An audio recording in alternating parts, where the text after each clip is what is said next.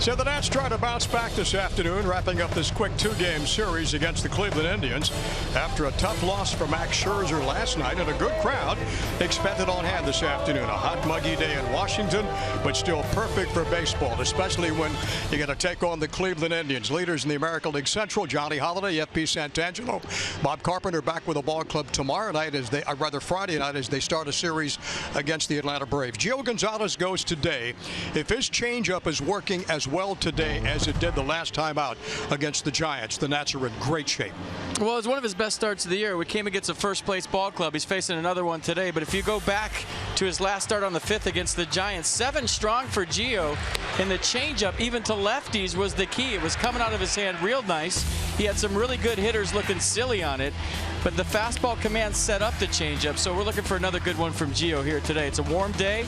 He'll be working hard, but he does have a 1.07 ERA career against the Cleveland Indians. And one thing about the Indians, he's never lost to Cleveland. He is 5-0, and the last 7 starts, earned run average continues to go down. Yeah, just got to pound that strike zone with the fastball. They got a good lineup in there. Mike Napoli back in the lineup today for the Indians with 28 home runs. He's playing first base. So Joe gets his 23rd start this afternoon against the Tribe, and seeing if the Nats can even up this series and split it 1-1 as they did in Cleveland. Jason Worth, he went deep last night, 14th home run of the season, and his on-base streak now at 39 and counting. One thing for sure, the Nats got to score some runs for Gio today. Only 3 in the last 3 games. Ought to be a good one. The Nationals and the Indians. First pitch coming up.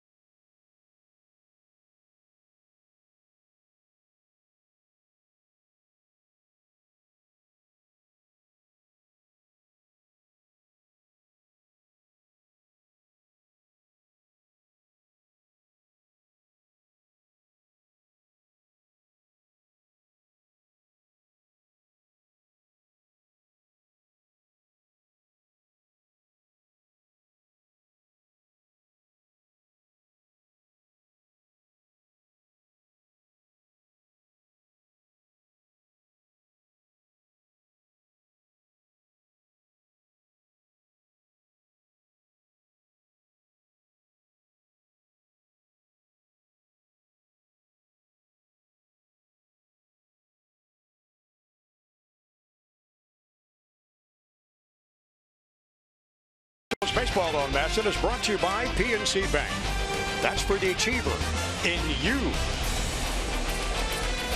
Game 2 of a quick 2-game series against the Central Division leading Cleveland Indians. Dusty Baker for the Nationals, having one of the best ball clubs this city's seen in a long time. And Terry Francona, who did not manage last night, a little bit under the weather, back in the dugout today for his Tribe.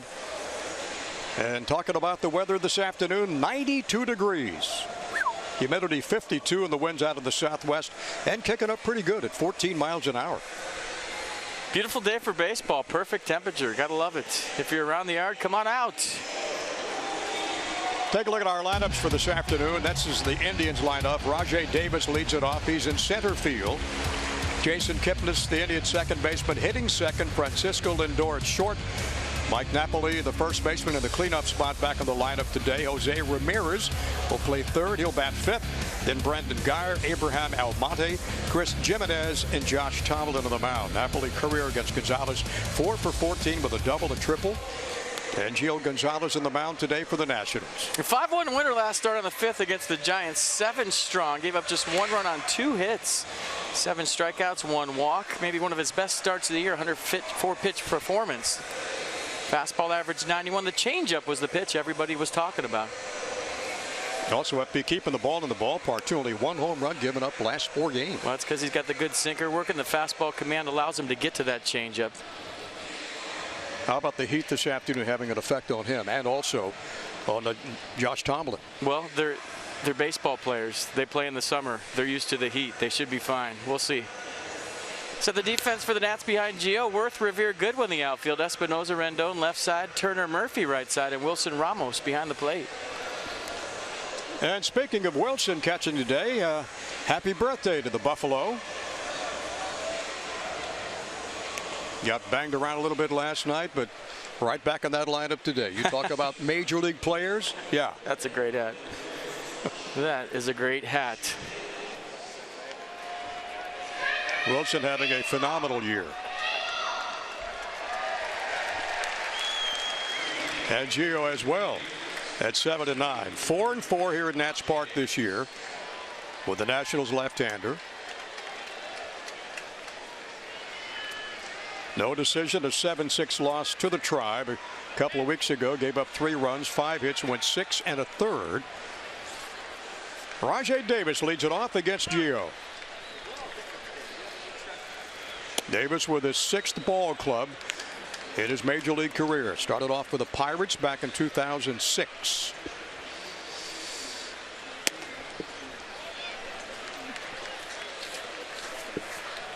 And the guys working the game today behind the plate is Ryan Blakeney.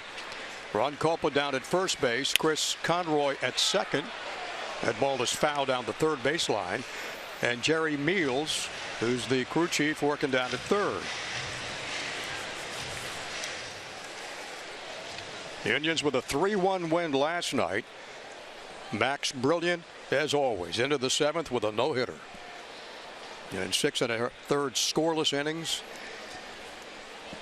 And a tough game to lose for Max Scherzer. 10th time he struck out 10 batters in 5 straight seasons of 200 strikeouts. Well, the little things got him last night. The throw over to first, the stolen base of third. But from 60 feet 6 inches away, he did his job. That'll wake you up. That'll wake you up quickly. Counts full to Rajai Davis, 3-2. 0 for 1 last night on this trip for the Indians. 3 for 8. I like that going inside. That'll set up a changeup right here if he wants to go to a 3-2. Foul back out of play up to the right. Only the Cubs have a better record than the Nationals at 70-41. That's 66-46 with the Marlins shutting out a shutout today, but the Giants 1-0. Miami falls back 7 down. The Mets are 9 back in the NL East. Count is full. And a swing and a miss, and Davis is down. Well, there's a changeup that was his best pitch against the Giants last time out, maybe his last 3 or 4 starts. So he goes fastball into Raj Davis, and then repeated the fastball, got a foul ball, and decides to go 3-2 changeup, and Davis way out in front. So the arm speed good. It's looking just like the fastball you'd think coming out of his hand, and hitter after hitter way out in front. And 4 of Gio's 7 pitches to start the ball game, strikes. That'll bring up Jason Kipnis, the Indians' second baseman. And Kipnis last night with a double, went 1 for 4 with a run scored.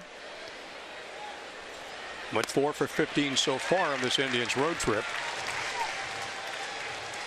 And Gio quickly ahead in the count, 0-2. Quickly, the key word. Last time against the Giants, he was working Mark Burley fast. Fastest I've ever seen him work.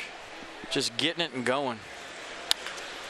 Bouncing ball, Murphy with a nice backhanded grab. The toss to Gio. A great combination, and there's 2 down. And here it comes. You know what I'm going to say already. When you work fast, your defense is on its toes, and they make plays behind you. And Daniel Murphy is doing a heck of a job at first base. He had a couple picks last night, one on a throw, one on a backhand stab. That one here to start this one up. So you talk about Daniel Murphy's offense a lot. His defense has been strong this year. Lo Davis retired, Kipnis retired, and Francisco Lindor, the Tribe shortstop, up. He's hitting .305, 13 homers and 55 driven in. And Lindor went 1 for 4 last night. Drove in 1 and scored 1. In their first strike, you can hear Ryan Blakeney, the home plate umpire, barking out the calls.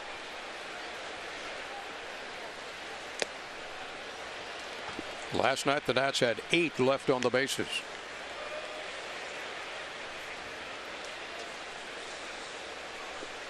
And the 1-1 pitch. Bouncing ball to Espinosa. On to Daniel Murphy. That's the way to start this ball game. A quick 1-2-3, top of the first for Gio Gonzalez. The Nats coming up.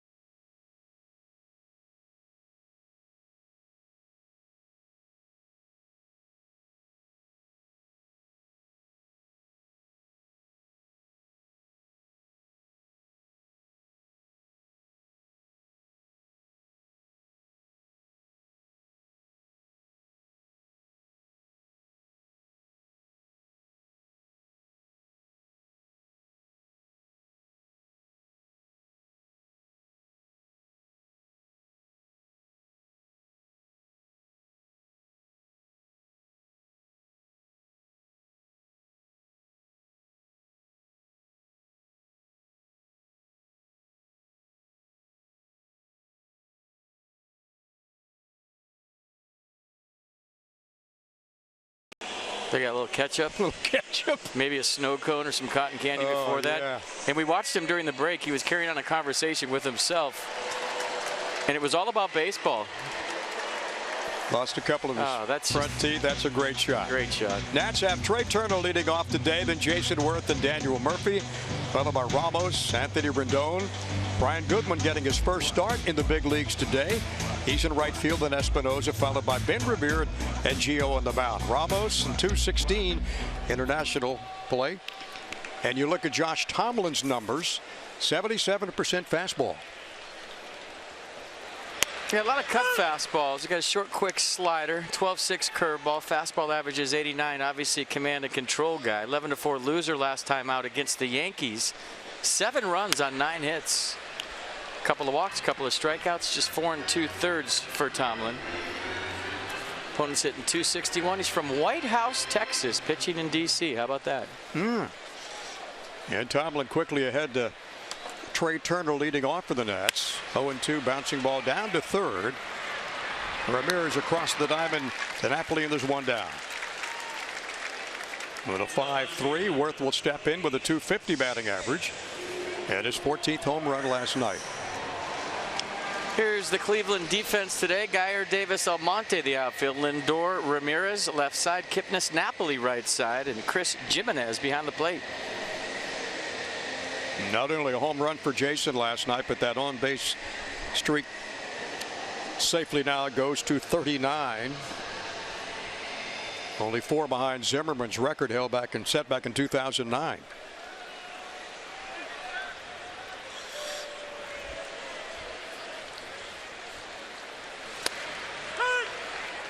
One thing about Josh Tomlin, FP, he doesn't walk a lot of people. 16 walks. You gotta have that in my notes. 89 strikeouts, 16 walks, and then I have hack with the exclamation point in parentheses. And why? Well, if a guy's throwing strikes and he ain't gonna walk you. Nope. Nothing to wait around for. Go be around the plate. Did the count to Worth is 1-1.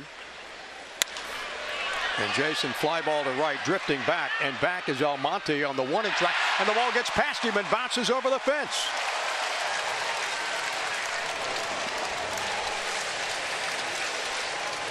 I'm not sure if he lost that in the sun or not. Well, it was tailing away from him, and the streak continues. A double for Jason Worth. The on-base streak goes to 40. And there goes the no-hitter. Check that box early today. You see the bat flip by Jason, bottom of the screen. Almonte fighting the sun. That ball was slicing away from him. Stay hot, Jason Worth. The streak continues. 4-0. How about that, folks? That's really impressive. That time Almonte never got his glove on the ball. Ground rule double for Jason at second with 1 down. And Murphy up.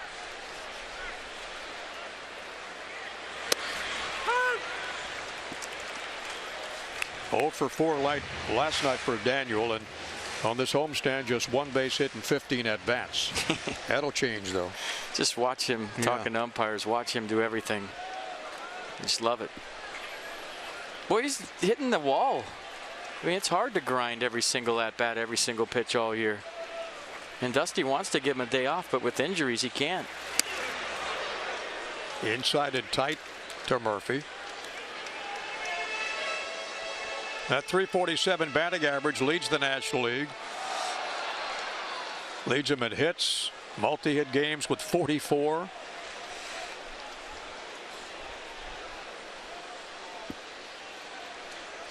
And the 1-1 from Josh Tomlin. And this is high outside with a changeup.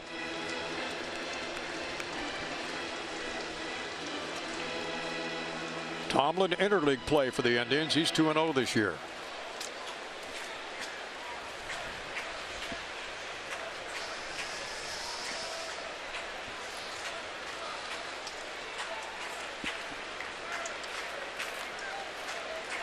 And the 2-1. Bouncing ball to first. Napoli only play's going to be to first, unassisted with it. Worth advances down to third.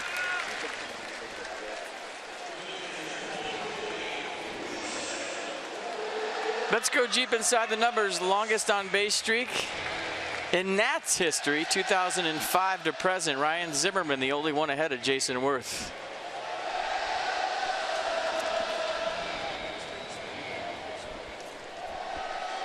And with Worth down at third, here comes the chant of Wilson in the stands. Ramos, .337 average.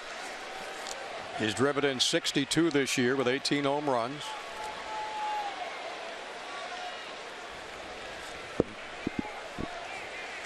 Got a 6-game hitting streak rolling.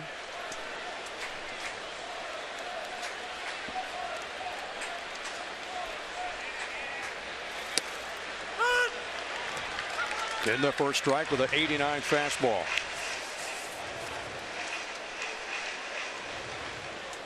Yeah, maybe if the Nats won last night, Wilson gets today off and then the day off tomorrow. But since they didn't, Dusty Baker, with the absence of Bryce Harper and Ryan Zimmerman, has to ride his catcher maybe a little longer than he wants to. Yeah.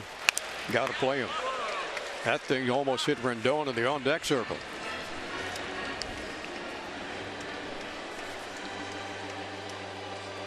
And Brian Goodwin next if needed here in the bottom of the first.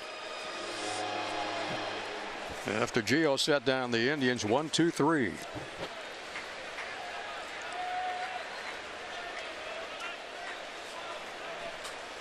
Bob Henley coaching down at third, and Davey Lopes at first, and Worth a good lead off third. The 2 down, they pitch outside to Ramos. And the count is 1-2. 13 pitches now for Josh Tomlin here in the first inning. And 9 are strikes.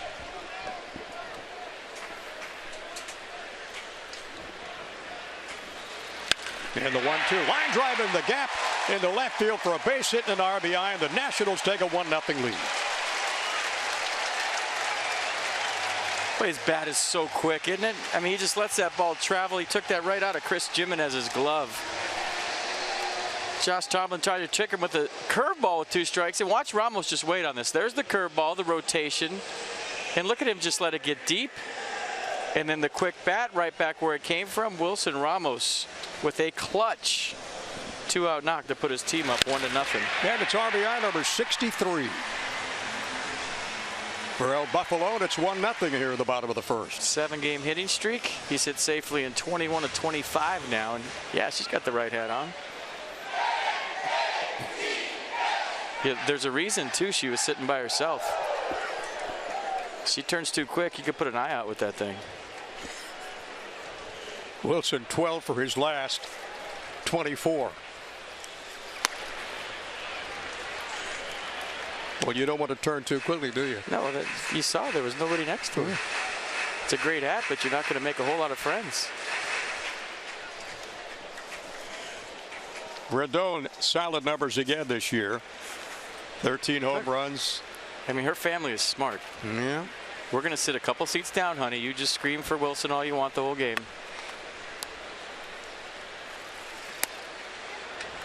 And the count's even at 1 ball and a strike. Our eye insurance expired last month.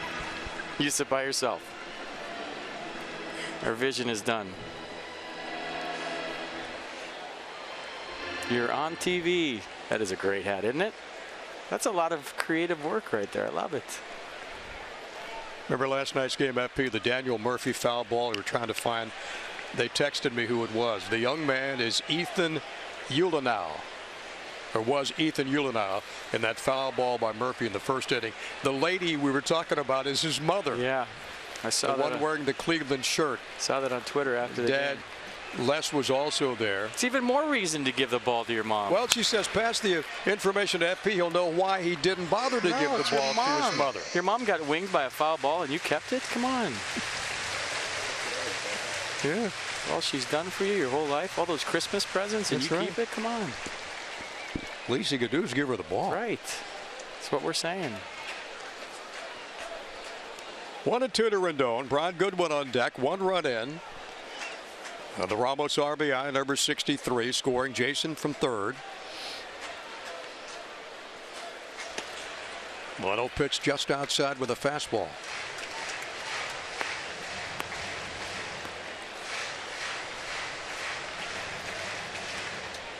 Josh Tomlin has the distinction of giving up the most home runs in this Cleveland staff.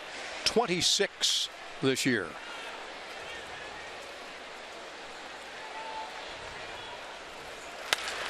Line drive to center field for a base hit. Davis tracks it down. Rendon huffing into second base, slides in with a double. And Ramos winds up all the way around at third.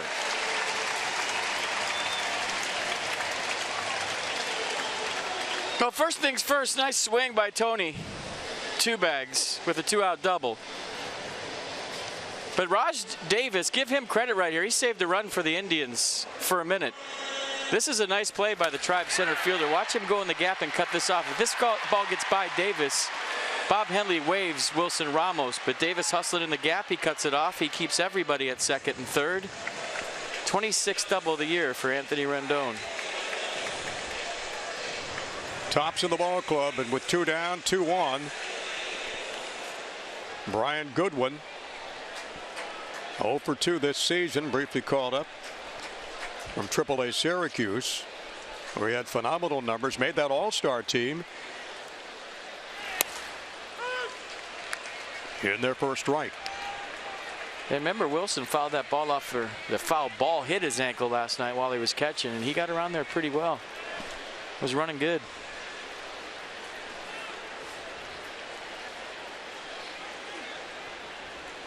With AAA Syracuse, Goodman hitting .284. He had 25 doubles, a triple, 11 home runs, drove in 62.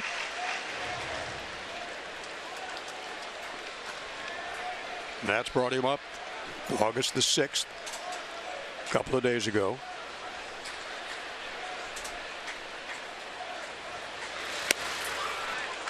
I also think it's real important to score early in this one. The shadows will be a factor later in this ball game with the 4 o'clock start. So you can see the ball perfect right now, but in about an hour and a half, those shadows are going to creep onto the field, and it's going to be tough to hit.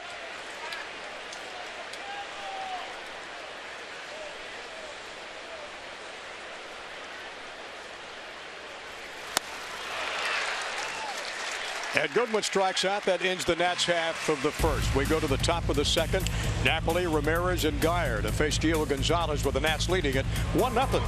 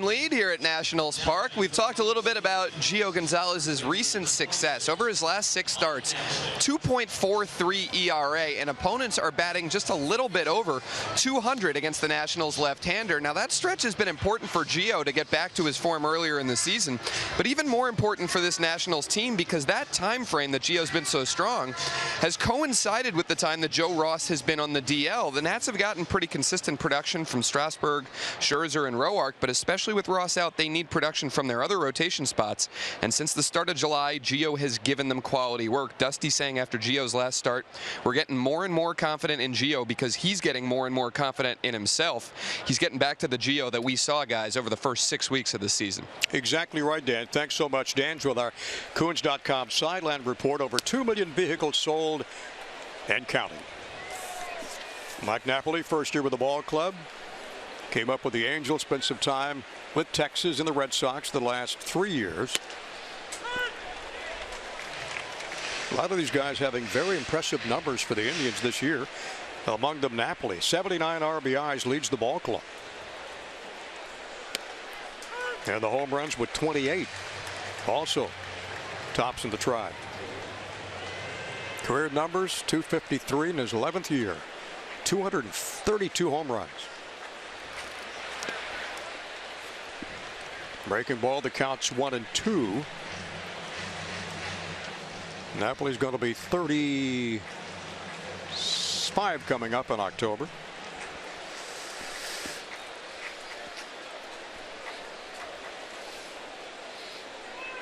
Jose Ramirez on deck. He'll come up now as Napoli goes down and strikes. That's the second for Gio. Well, there's a changeup again from Gio. You see him establishing the fastball in pitch number 3, pitch number 4 into, and then he drops the changeup, pitch number 5 in the sequence. And like we saw with Hunter Pence and a lot of the Giants hitters, Napoli way out in front. Ramirez 2 for 4 last night. In the first game of this series with a double, drove in a couple of runs. Also with a run scored. Good numbers against lefties this year, .323 average. He fouled it out of play down the right side. Count jumps to 1-2.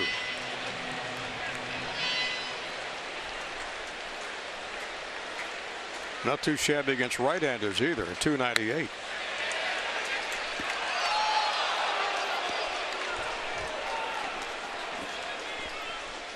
Check call, and it's 2-2.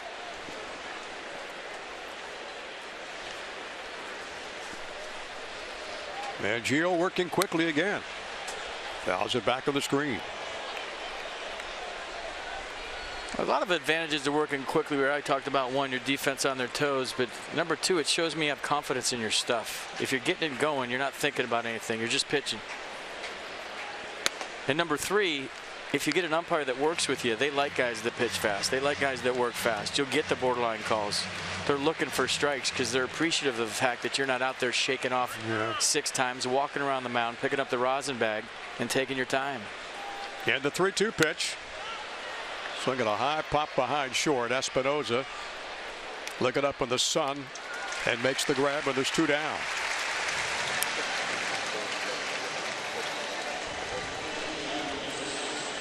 Go deep inside the numbers and down the stretch they come. Last 50 games already, huh? 32 against the East, 3 against the Central, 10 against the West, 5 against the American League.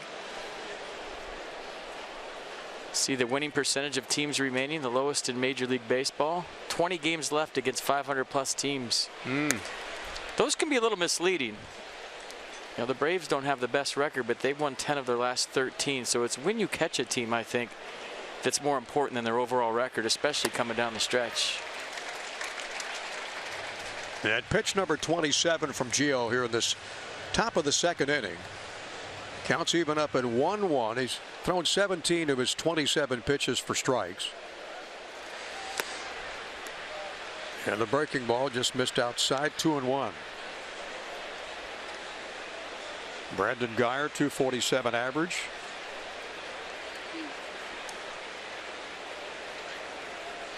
Did not play last night. And the series up in New York only went 1 for 3. Nate, August the 1st, acquired from Tampa Bay for a couple of minor leaguers. At .241 with a raise. That ball's fouled out of play. The count's 2-2. 2 down. Top of the second, 1 run in for the Nats. They lead at 1-0. Aros with his 63rd RBI with a double in the first.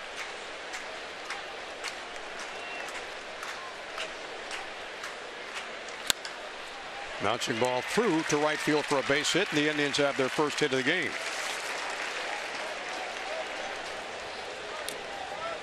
Brandon Guyer with a single. A pretty nice piece of hitting by Brandon Guyer. We've always liked him from afar when he was with the Rays. Guy plays hard, tough out. He's not afraid to get hit by a pitch.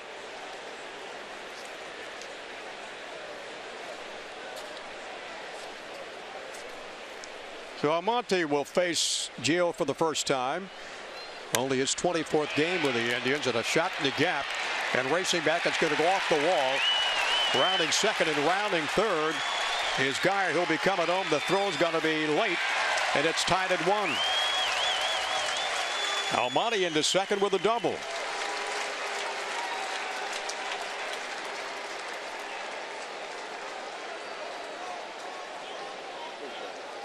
So a 2-out single by Brandon Guyer, and then Gio goes what looked like a cut fastball there. That was 91 miles an hour anyways. It's in the gap.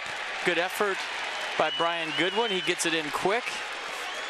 But the speed of Brandon Guyer, the difference there. So the 2-out double ties this at 1.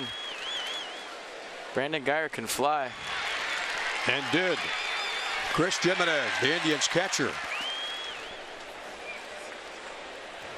In to face Gio on the road trip. He's 2 for 4. Did not play last night against lefties, hitting .200 on the year.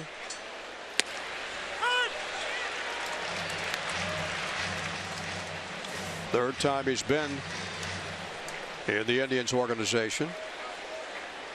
19th round pick out of Nevada back in 2004.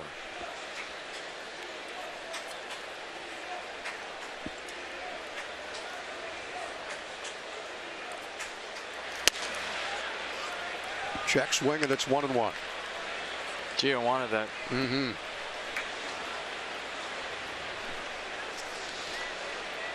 On deck, Josh Tomlin. A run in, Geyer with a base hit. Almonte drove him in with a double. All with 2 out.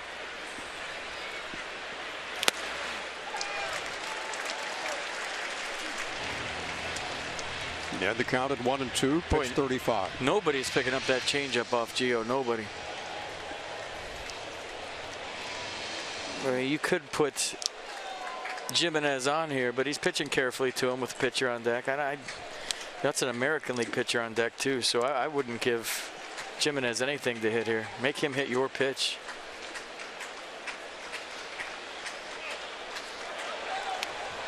Well, nobody checked Almonte. He just took off for third and no throw. 2 outs, and you can have third. I mean, a lot of times you go to cover with 2 outs and you leave your position, you open up a hole for the hitter. So just let him have it. Not a big deal.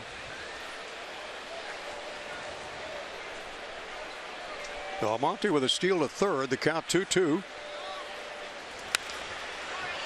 That's fouled out of play off to the right.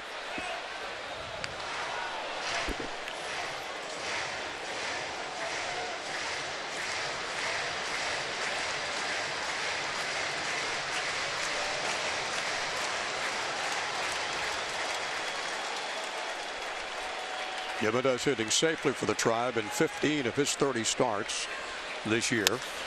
Bouncing ball to third. Rendon, a nice grab across to Murphy, and has to tag the runner going by, and he got him, but not before the Indians put together a couple of hits and an RBI double, and it's all tied at 1 as we head to the bottom of the second.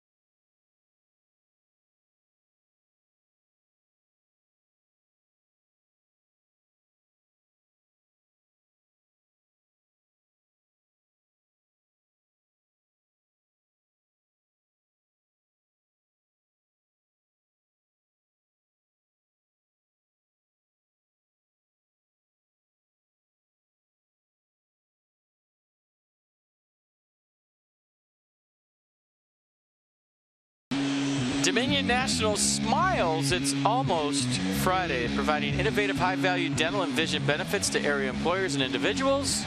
Smile, it's almost Friday. Sort of. Kind of. Close enough.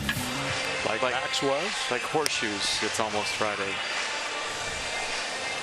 Danny Espinosa, Ben Revere, and Gio would test the slants of Josh Tomlin here in the bottom of the second with 1-1 ball game.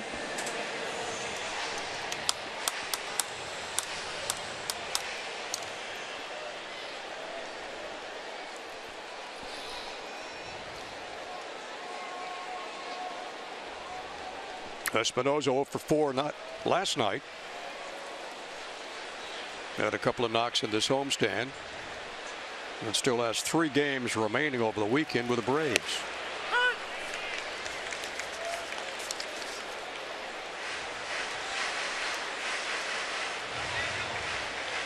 Danny 223 from the left side and 217 hitting from the right side.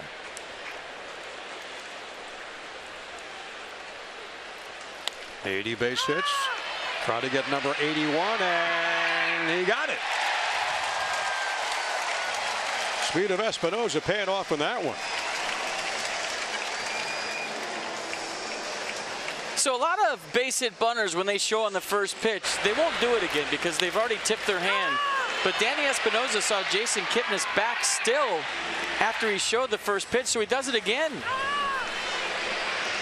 Now, Kipnis didn't take any steps in to take away the bunt. He was probably figuring nobody ever bunts twice in a row, so Espinosa did it, and the flip just stayed in the air too long, and Danny Espinosa with another base hit bunt. Nicely done. And the Nats have their third of this game. And they're bunting up Ben Revere, who's had 2 sensational catches the last couple of games. That was Danny's 7th base hit bunt of the year. Revere with a double last night, went 2 for 4. Trying to get that average up. It's not 212.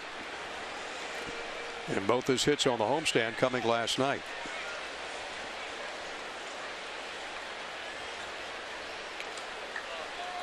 And Danny back safely. Talked to Ben before the game today. I said, "Did you dunk in high school?" He said, "Yeah, I dunked in high school." I said, What a dumb question, two right? foot dunk? He said, "Yeah." He said he had a 40-something vertical in high school. I said, "Well, we all saw it last night." What are you, a wide receiver too? I think. Football? I think so. Yeah. Hey, he's only 5'9". I mean, he went straight Spud Webb last night Yeah. for that ball in center field. Yeah. If he's 5'8", he doesn't catch that ball. Serious hops. Which was better, the Willie Mays or the one last night? Well, the one last night, if it would have been a no-hitter, but the Willie Mays, because they won the game 1-0. Yeah. But if Max goes on to throw a no-no last night, trumps, I think, the other one. Because it would have preserved the no-hitter, assuming the Nats scored and went ahead and all that stuff. Just thought last night was fascinating in the sense that you don't see 0-0 no-hitters too often. So the outcome of the game was trumping everything else. 1-1 pitch to Ben Revere. Little pop down the left field line. Could drop in for a base hit, and it does. Espinosa had to hold up for a moment. Gets down to second. Revere on with a base hit. The Nats have back-to-back singles. 2-1, nobody out.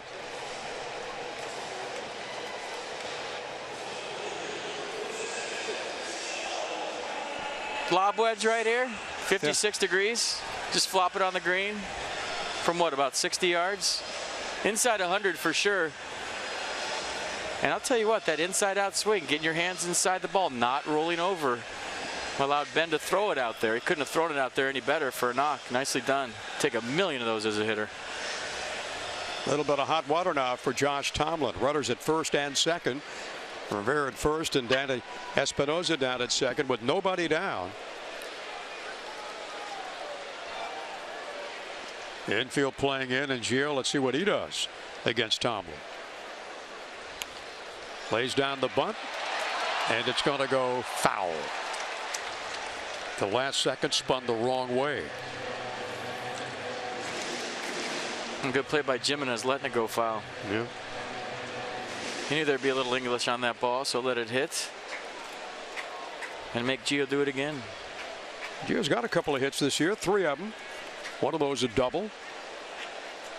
The bunt doesn't have to be perfect here. You got great speed on second, great speed on first. Just bunt it down, straight down in the ground, and the runners will advance. It doesn't have to be to a line.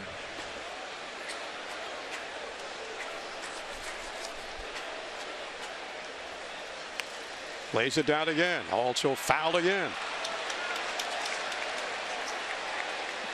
Well, a couple things. A, he's running out of there. So right now, you just stay in there, bunt, and you run maybe 1001 after you bunt it. There's no need to get out of the batter's box.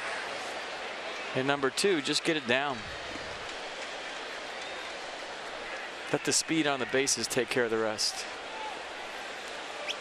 Checking with Bob Henley for the sign. So 0-2 now. He's doing it again. He's way up in the box. Jose Ramirez into the infield grass at third. Mike Napoli in at first.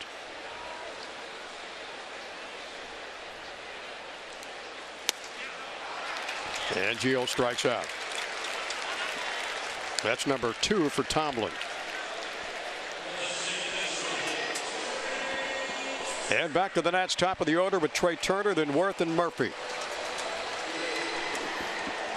Got some fireworks coming to Nats Park Friday, August 12th, 7:05 start. Post-game Freedom Fireworks presented by Associated Builders and Contractors.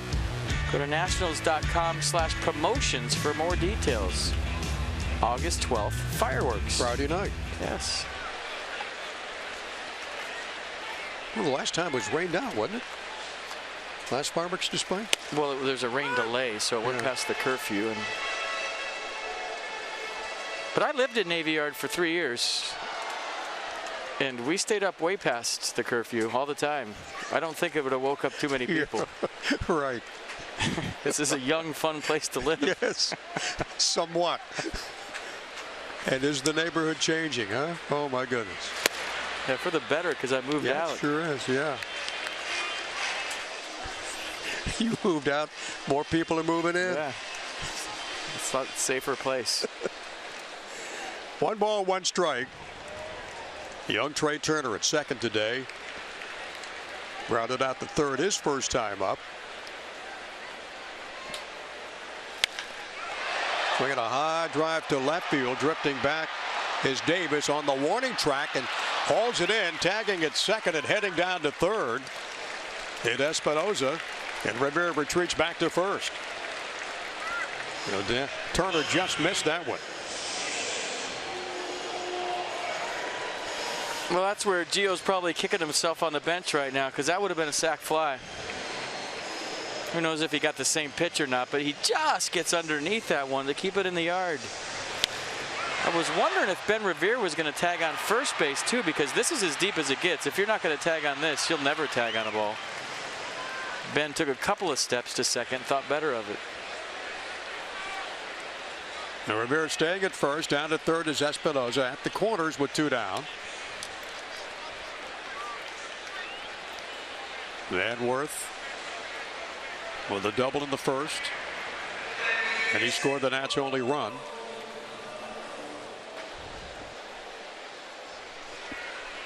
The on-base streak continues, now at 40.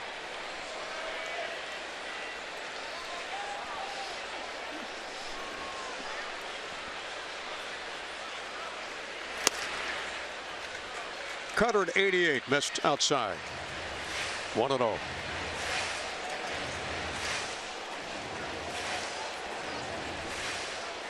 Boy, Jason's been so hot since the 1st of June. Leads the league in walks and hit walk-off singles against the Phillies and against the Cubs in June.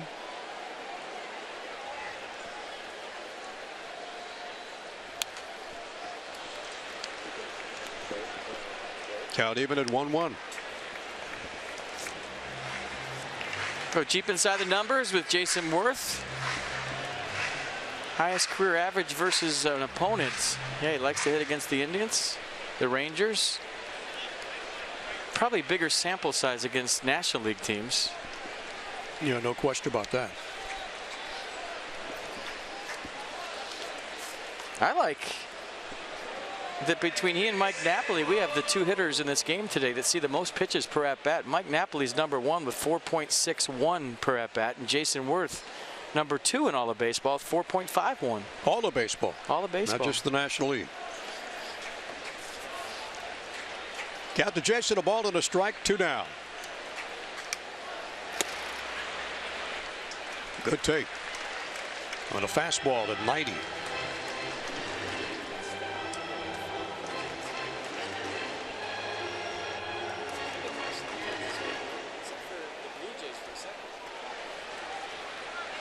That home run last night came off one of the newest Tribe members, Andrew Miller. Swinging a high drive to left. That one's going back, and it's gone.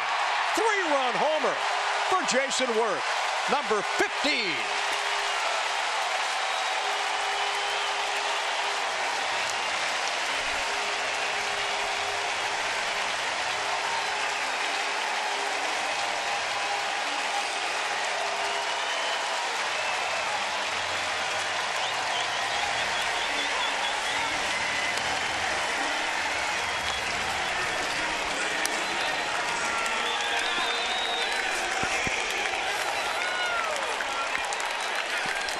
Well, he's played some of the best baseball he's played here in DC right now.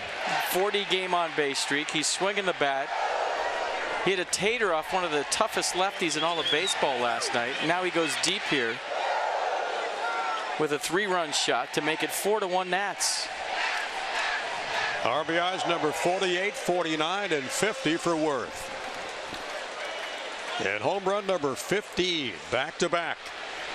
Last night and today. Told me after the game last night he wants to get red hot. I said, do it. Put this team on your back. And he said, why not? And he's doing it. Well, he's done it in the past at other ball clubs. He can certainly do it with this ball club, as he has in the past. Count is 2 balls and a strike to Daniel Murphy. Murphy, first time out, grounded out the first to Mike Napoli. Ramos on deck. Murphy pops it into left field. On quickly to get it. Nice running grab by Brandon Guyer. And that retires the side, but not before Worth goes deep with a 3-run homer. And the Nationals break that 1-1 tie. And they take a lead here as we head to the top of the third. 4-1.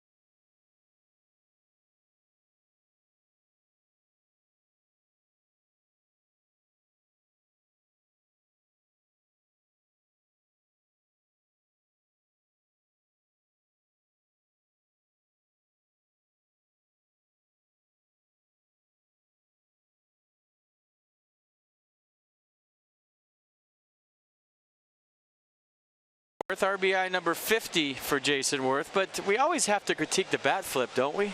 Looked like a cut fastball that didn't cut, kind of backed up on Josh Tomlin a little bit. And Jason Worth fully extended. Look at the balance throughout the swing. So we had a pretty good bat flip on the double first time up. Look at this one. Oh, that's just, I know I got it. And I'm kind of in the zone right now. So here, caddy. Yeah, take this. Take my 2-iron. Well, no doubt about that shot. Sometimes you just hit him and it's all you have to scream is bat boy, and then just hand him the bat. That was one of them. Last year 12 home runs for Jason. Already this year that is 14. A couple of years ago had 16, and his best year with this ball club 25 back in 2013. So Josh Tomlin facing Gio Gonzalez. 106-409. That's with 6 hits and 4 runs in the first 2 innings. Indians 1-2 in the first 2. And Tomlin fouls it off down the right side. Only 3 at-bats for the Indians pitcher this year. He got base hits in 2 of those. And a double. And Gonzalez strikes him out. And for Gio, strikeout number 3. Nissan on the strikeout. Just fastball down the way, little arm side run to it.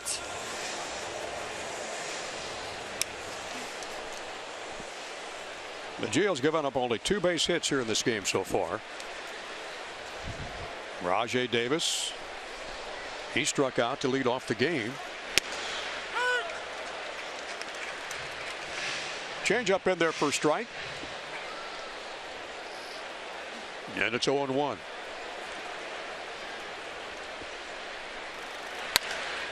Indians, as that's fouled off down the right side. Indians as a ball club hitting .261. And Terry Francona's back. Terry Francona's feeling better today. Good guy, isn't he? The best. 16th season as a skipper. Look at that record. Over 1,300 wins. Part of this franchise. He was an Expo for a long time.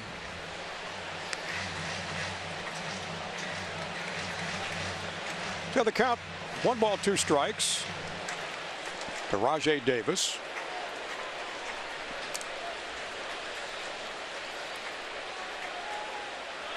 Davis driven in 38 runs for the Tribe this year. And the pitch, line drive into left field for a base hit. You know, shutdown innings always important, but right now you get a 3 spot, you're up 4-1. And Dusty Baker would love it if his ball club was right back in the dugout and they got Josh Tomlin right back on the mound. Again, good look at the Nat skipper. And with the time of life here at Washington, fans love him, and he loves being here. Comeback manager of the year for sure.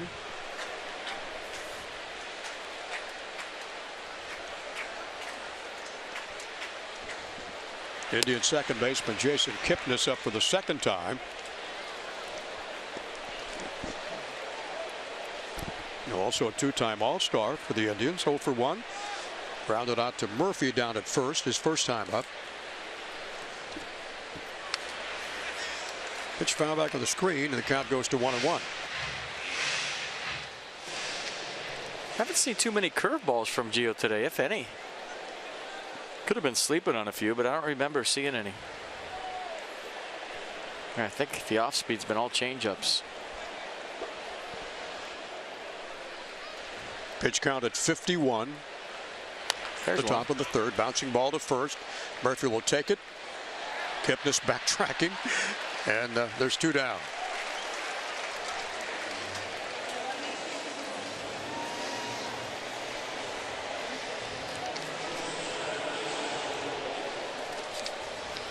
Nats Plus members and season plan holders, don't forget the Nationals postseason and renewal process is right now underway.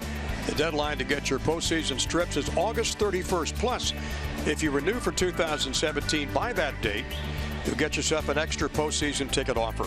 Log into your Nationals account, access account, contact your account representative now. You can email ticketinfo@nationals.com today.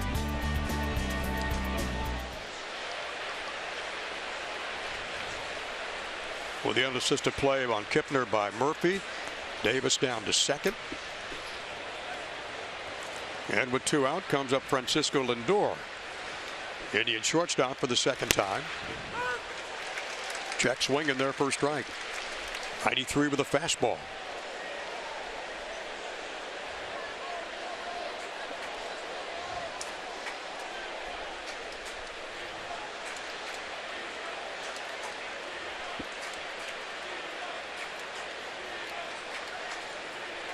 Yeah, the 0-1. That's outside. Mike Napoli on deck, then Jose Ramirez.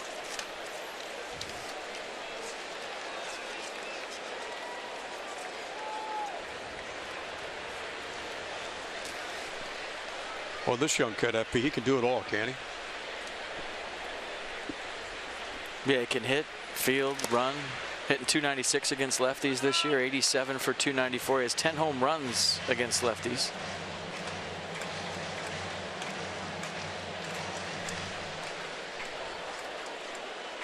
Hits and runs and 4th on RBI for Lindor. And leads the ball club in base hits with 130. Grounded to short his first time up.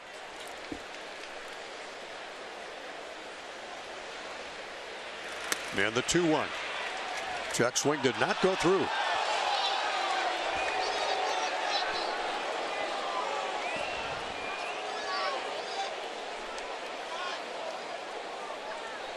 Well, it looked like he went initially, and it looked like he went on the replay.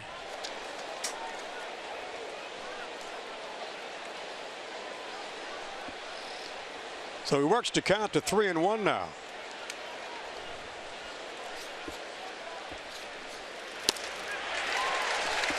And it's 3-2.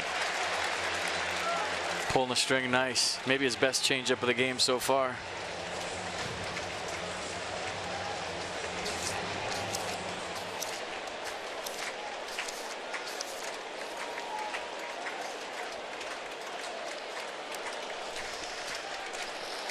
Lindor only 22 years old.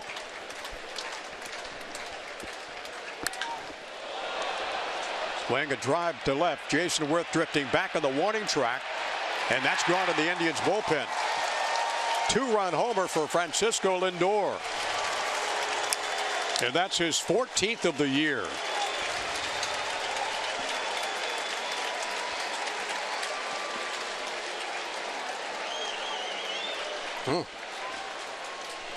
Yeah, not the shutdown inning that Dusty Baker was looking for. So some 2-out lightning here for the Indians. And Lindor with his 11th home run against the lefty this year. Looked like a fastball up to me. And Gio knew as soon as he threw it, as soon as there was contact, that all of a sudden it's a 1-run game.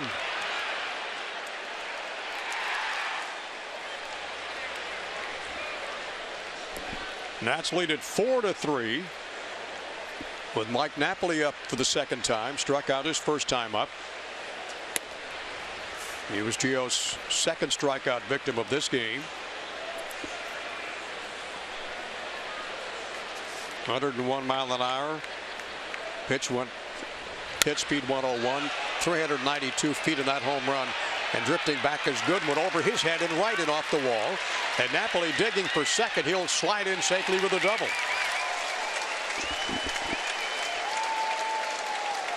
So the Indians now 3 base hits in this inning.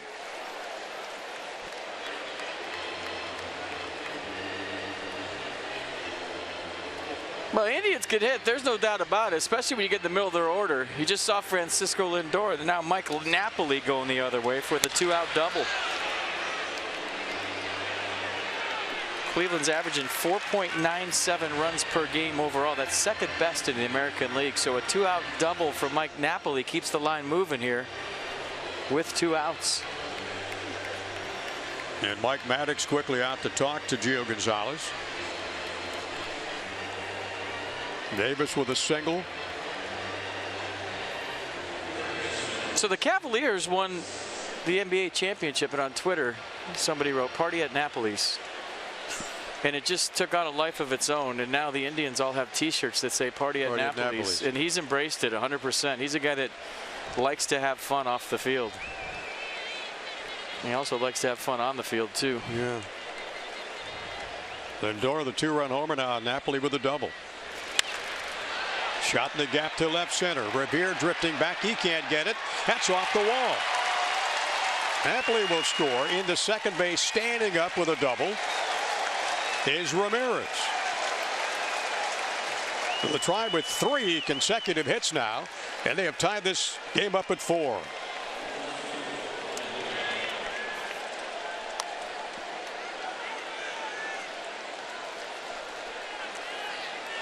And now back-to-back doubles. That's some balls flying hard all of a sudden. You see Ramirez waiting on that Gio curveball. This one flying in the gap. So a home run by Lindor, a double by Mike Napoli, now a double by Jose Ramirez, and this game's tied.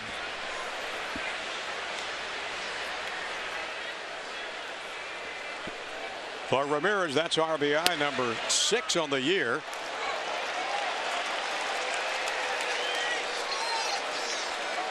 See, I think teams should have a sign that we're not throwing if a guy steals third with 2 outs. I know in Montreal we had that sign. You just grab your wrist and it means I'm not covering. I'm not going to leave my position at third and give up ground in an RBI situation. And right there, Anthony Rendon for the second time held his arms up and said, I'm not covering. The jump was so good there was no need for a throw. And Ramirez takes third. Pitch to Brandon Guy. Come back to Gio. Soft toss to Murphy at first, and the Tribe finally retired, but not before they get 3 runs on the board, and they tie the ball game at 4-4.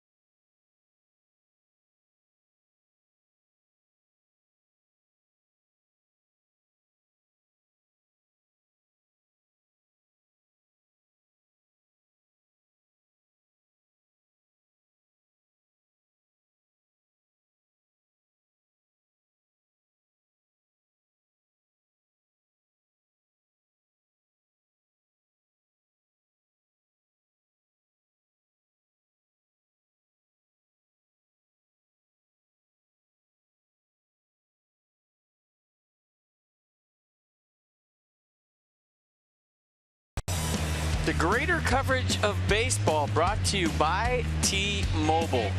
Check out some news and notes from around baseball. Corey Seager on fire. .349 average. 27 extra base hits in his last 41 games. Cole Hamels getting it done for the Rangers. 8-2, 197. And a .209 opponent's average on the road this year. So maybe not in Texas. How about the road? And then the Chicago Cubs, they've won 8 straight.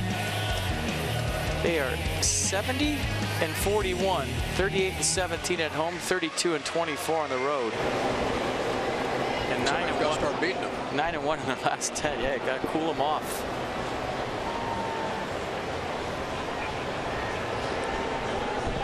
That'll take care of that young guy for a couple of minutes. Wilson Ramos, then Anthony Rendon and Brian Goodwin. His first major league start. They'll face Josh Tomlin here in the Nats half of the third. Both ball clubs 6 hits, 4-6-0, 4-6-0. Almost the RBI single first time up. 89 with a sinker, and it's 1-1.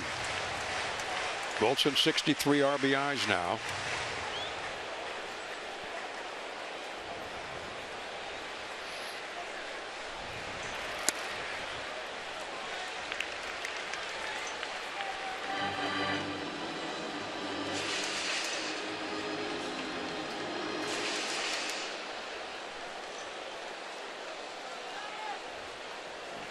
And the 2-1 bouncing ball third base side, foul.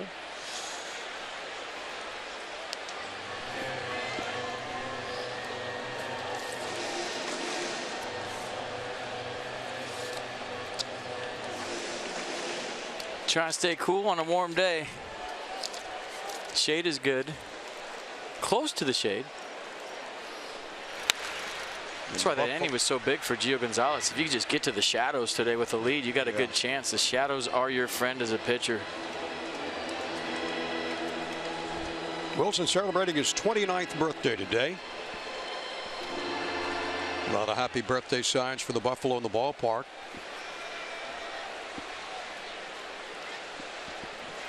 And the 2-2 fouled at the plate.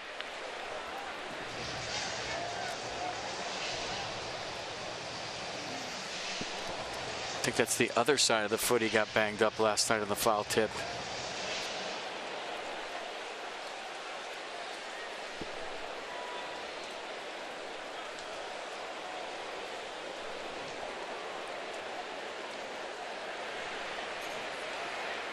Yep. Right off the toe.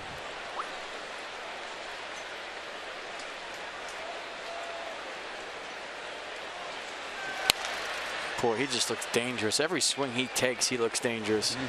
He's so balanced. And seeing the ball so big and letting it travel so far. You know, a lot of guys like to go out and get the ball. They're anxious, their adrenaline takes over, but he's so in the zone right now, so relaxed. His head is so still and his bat is so quick that he is able to wait a tick longer than most guys. And the bat speed's impressive. I mean, this late in the season, with as much time as he's spent behind the plate, for his bat to be this quick is amazing. Tied among major league catchers, the most home runs. He's got a career high 18 so far. Bouncing ball to third. Ramirez across to Mike Napoli, and they retire Wilson Ramos. You can text Masson's word of the day highlights to 29292 for your chance to win an Anthony Rendon meet and greet and hair cuttery gift card from Masson. That's highlights to 29292, brought to you by Hair Cuttery, home of the Smile Back Guarantee.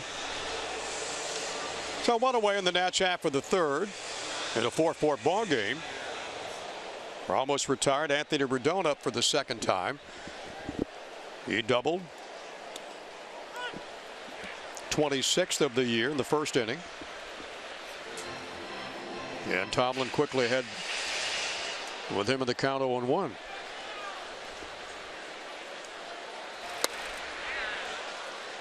Curveball at 76.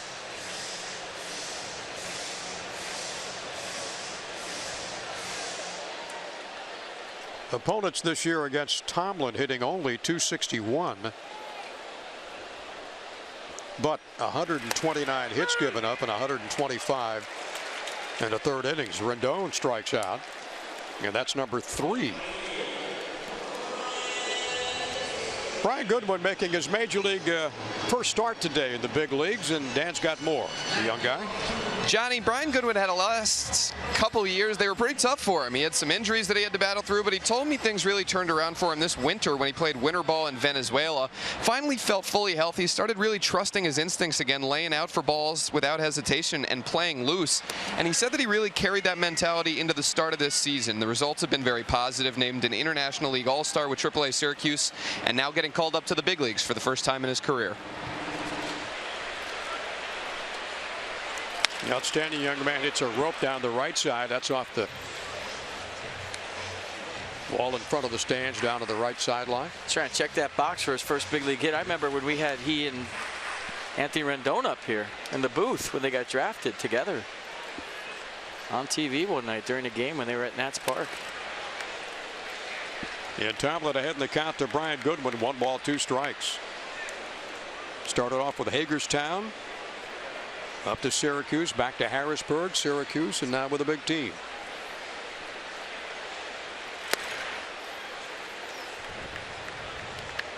Good take right there. 2 balls, 2 strikes. Brian, 25, from Rocky Mount, North Carolina. Played at Miami-Dade College and also for the Tar Heels at North Carolina. Line drive to Napoli. He will take it unassisted, and Goodwin is retired, and the Nats are gone in the third. As we head to the top of the fourth, Almonte leads it off for the Indians.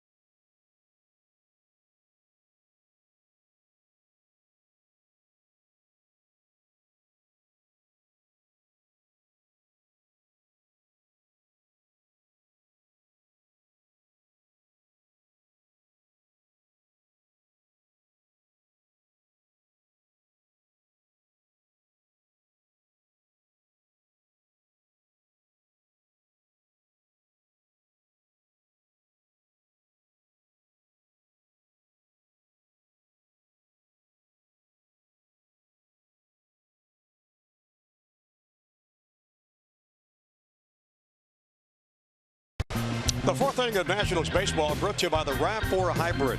All-wheel drive and unexpected performance. Visit buyatoyota.com and do it today. There's the bat tree. Gio Gonzalez, Wilson Ramos. The Indians 4-6-0. The Nationals 4-6-0. Couple of home runs in this ball game. A one by Lindor, a two-run shot, and Worth a three-run homer. Abraham Almonte and Chris Jimenez and Josh Timlin to face Gio Gonzalez. They won his 8th of the year, 5th at home.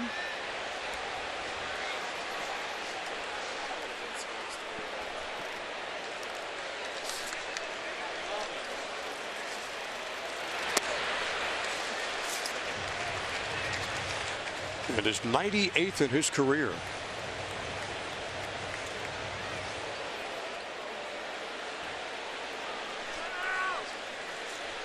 Now Almonte steps out of the box. RBI double for the Indians right fielder first time up. Takes a fastball and it's 1-1.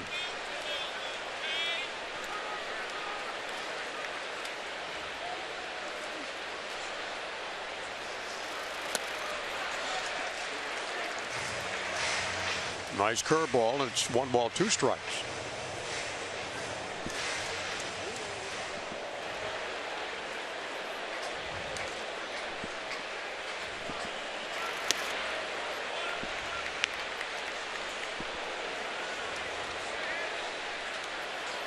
I mean, the Indians haven't proven to Gio they can hit his changeup yet. They've hit his fastball, they've hit his curveball. And you can't just throw all changeups or else, let's just sit on one and get it. But once you throw that fastball for strike one, until they hit that changeup, unless you're losing the feel for it, you can't throw it for a strike, wear it out. 3-2 pitch. There it is. He strikes him out. Good call, FP.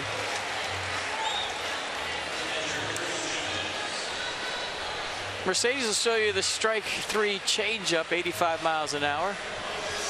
Almonte way out in front, like a lot of Indians hitters have been today. Looks just like the fastball and just doesn't get there.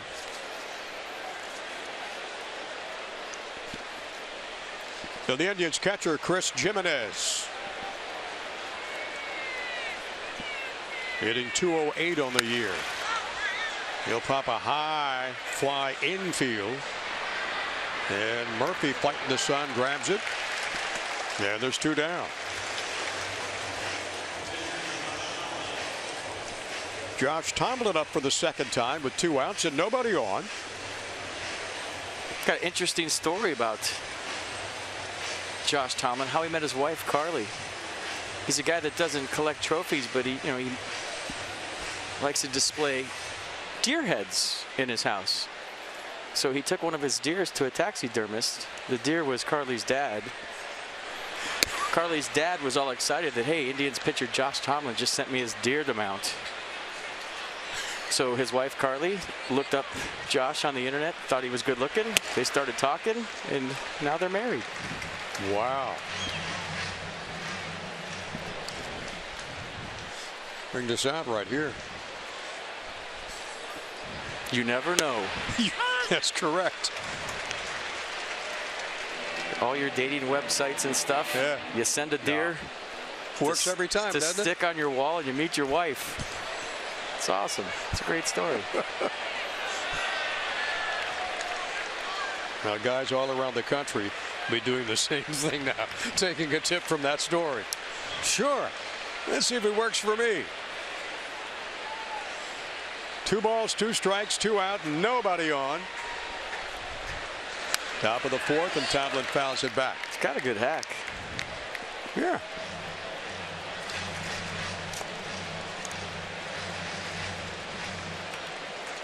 The Indians head back home tonight after this game, opening up a series against the Angels. And tomorrow an off day for the Nats. For the Braves coming in for the weekend.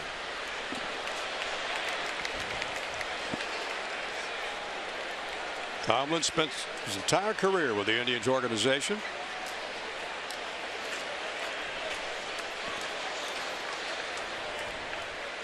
He signed through next year with an option for the following year. That fouled off down the right side.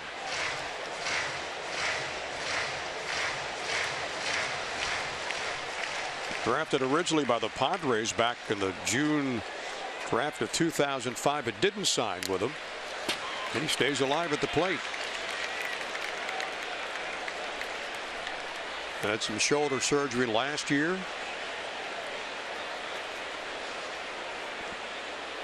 And pitching pretty good. 11-4. Only lost 2 games on the road. He's 6-2. And he fouls a Gio fastball at 93 back on the screen. See, when Vin Scully tells stories about deers and heads and mounts, he gets at bats like these where he could just keep telling the story for the whole time. You ever see him tell a story? He gets like a 15 pitch at bat and he keeps going, and the way he tells stories is the best there ever was. But in order to tell a story, you have to have a long at-bat. and he could be still going on how he killed the deer. Well, listen, you've still got some time. He mailed it to UPS. No need to stop now. Vin's the best. We're going to miss him. Look at Tomlin. Pitch count killer right now. He fouled off about 6 straight pitches now. Kid was a good athlete. 81 pitches, 6 fouls, 11 in this at-bat. He played football, played baseball at White House High School in Texas. He hit .351 at Angelina in 2005. It's a fly ball to center, and that easy play for Ben Revere to retire the side. And it's a 1-2-3 Cleveland 4th for Gio Gonzalez.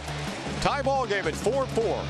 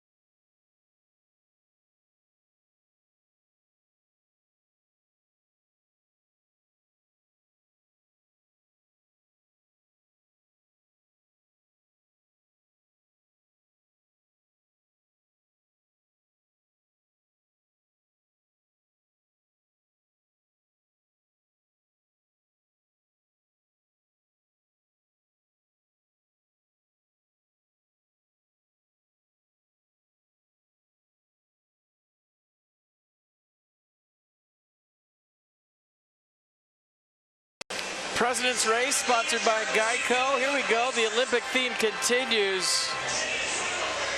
Oh, geez. How much do you bench, Teddy? Herbie. Oh, yeah. I see it working. Now, if you lifted those weights over your head, we'd really be talking. But Herbie with the W today. And, man, is he jacked. Yeah. Drug testing next, boys. We'll see you in the clubhouse. Coming up after an off day tomorrow, the Atlanta Braves come in for a weekend series. WUSA 9 will be with us on Friday night. Rain I'll have next extra pregame starting at 6:30. Bob and FP with a call after that. Then the Braves on Saturday night. Sunday afternoon, USA 9 joins us again. Then on the road for a road trip that'll take them out to Colorado, head to Atlanta, then up to Baltimore, then finally back here against the Orioles. That's an Indians all deadlocked at 4-4. Here in the bottom of the 4th, and to face Josh Tomlin, Danny Espinosa. He's 1 for 1 today. Ben Revere with a base hit, and then Gio. It's a good unit. Nice and dirty. Don't you love that, though? Guys into it. Absolutely.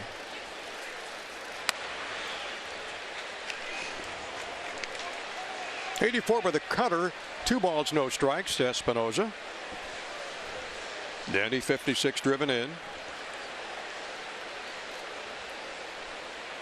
He's belted 18 home runs.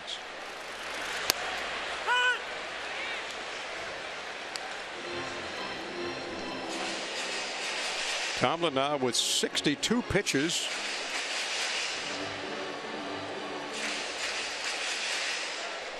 Yet to walk a batter, struck out 3.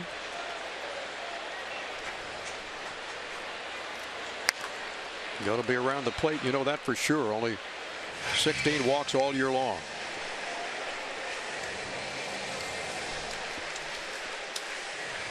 So that was Danny's 7th base hit bunt. That ties him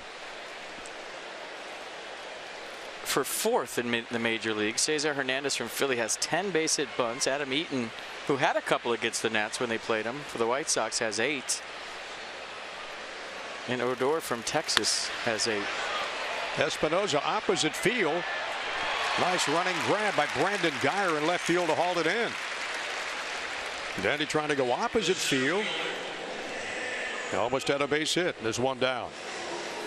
Let's go PNC inside the numbers. Strike percentage this season, the highest in baseball. Max Scherzer 68%. Josh Tomlin 67.5. Kershaw 68.9.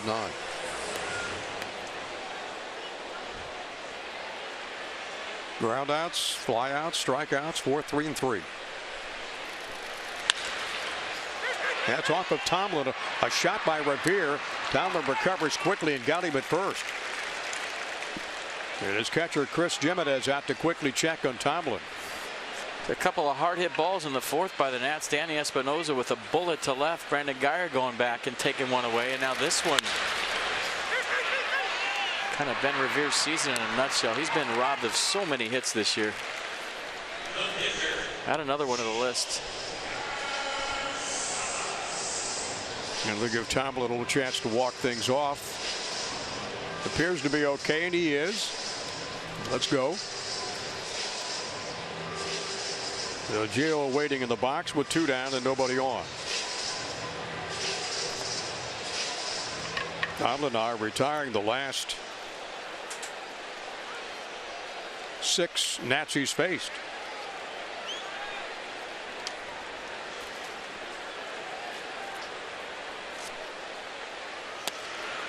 And Gio with a swing and a miss.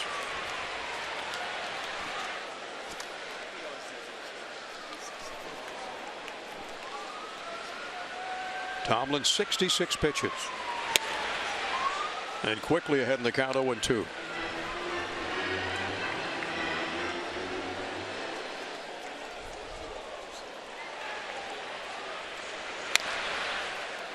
And Gio stays alive, fouls it back on the screen.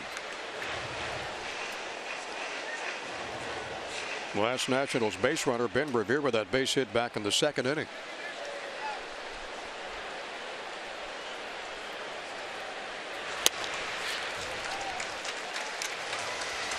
So the side is retired. Another 1-2-3 for Josh Tomlin. 4-4 as we go to the top of the 5th at Nats Park.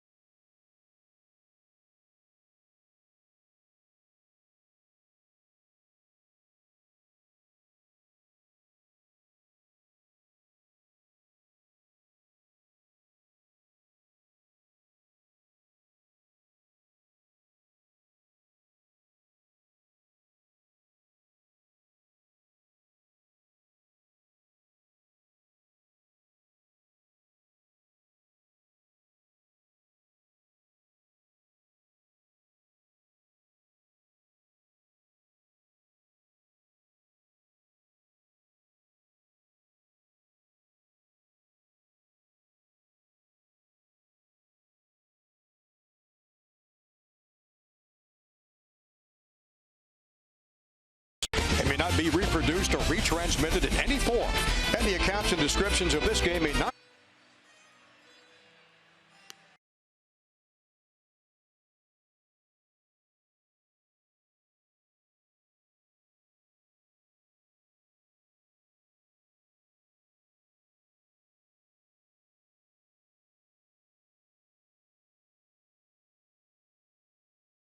Copyrighted telecast is presented by authority of the Washington Nationals and may not be reproduced or retransmitted in any form. And the accounts and descriptions of this game may not be disseminated without the express written consent of the Washington Nationals.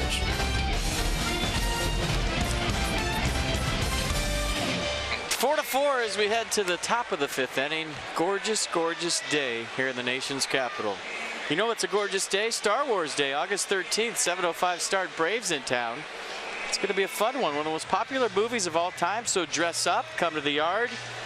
I don't know if you could bring your lightsabers, but maybe we'll have some for you. 7:05 against the Braves. For more information, visit nationals.com/Star Wars. August 13th, just around the corner. Yeah. Rajai Davis leads it off against Gio.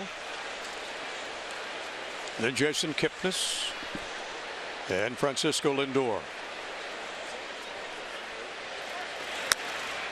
Davis showing bunt. And the count's 1-0. Base hit for Davis in the third, struck out in the first.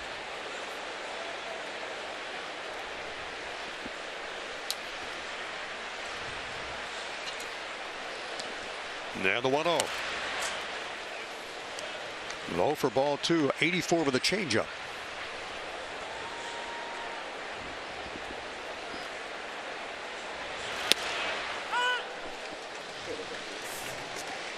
So Gio using the changeup 22% of the time today. Last start he used it 19, so about the same. There it is. It's almost better right now if Gio falls behind in the count. We used to joke about Tom Glavine all the time that he tried to get behind in the count 2-0. 2-1, 3-1, because then he dropped the changeup on you. He gets you ultra aggressive with him, and then he'd throw the soft stuff. And lately, Gio's been doing that in hitters counts and fastball counts. He's throwing the change. It's worked. Never lost to the Indians. Strikes out Davis for the second time in this game. The one down to lead off the top of the fifth. Jason Kipnis steps in. 2-1 changeup to a 2-2 fastball, and this one probably looked a little more firm because of the changeup before and the shadows that are starting to creep.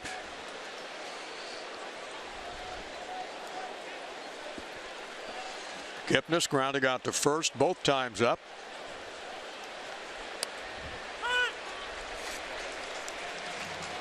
Six of Gio's starts and 8 career starts came with Oakland against this ball club. 5-0 with a 107 coming in. Line drive up the middle.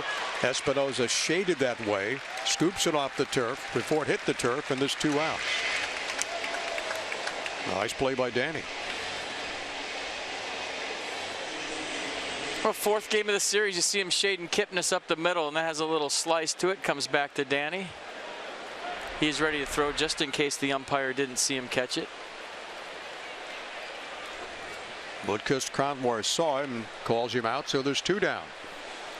2 up and 2 down, and Francisco Lindor, 14th home run. Earlier, you can see the shadows creeping in from third base. The time of day both ball clubs will be normally having batting practice. And it's even at 1 ball, 1 strike. Tough for Jason Worth on left too. See the look he has. He's looking into the shadows. Ground ball to Rendon. A quick 1-2-3. Not a lot of pitches that inning for 92 total for Gio Gonzalez. Holding things tight in the 4-4 ball game as we head to the bottom of the fifth.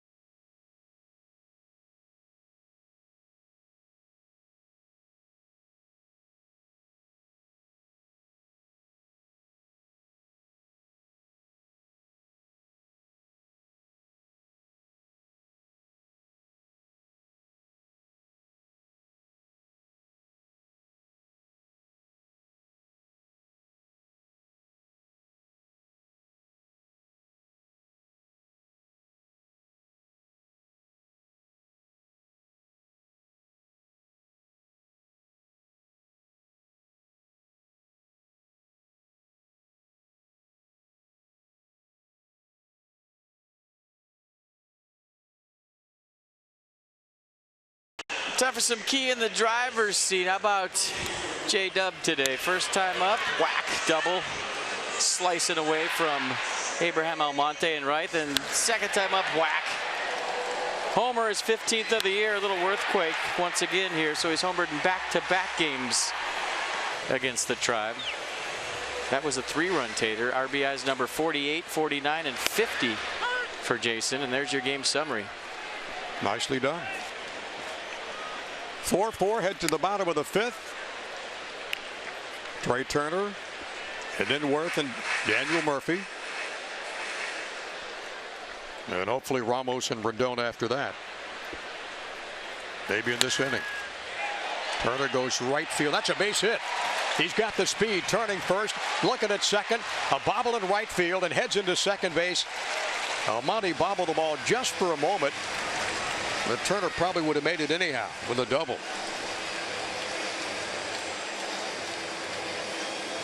So 4-4 game, top of the 5th, leadoff double. Game on. Trey Turner just with a little excuse me swing. Look, he didn't even finish his stroke. Kind of bounces down the corner right there. Almonte hustles over, grabs it, and holds Turner to a double. If he mishandles that at all, it's a triple. So now it's up to Jason Worth, who's swinging a hot bat, to think about right center fielder. Maybe that first swing he had today, that double to right. Perfect day so far for Jason, 2 for 2. That was Trey Turner's 4th double of the season. He's down at second, nobody out.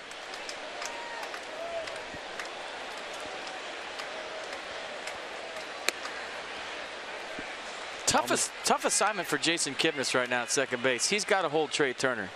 And the reason it's a tough assignment is because Jason getting rid of the shades with the shadows, because he knows that Jason Worth is trying to push the ball to the right side to advance the runner. So this is a real tough scenario for any second baseman with a plus runner at second. He's got to stay close enough to keep Turner close, but he's always also got to get his range, because the batter's trying to hit it to him basically, or that way.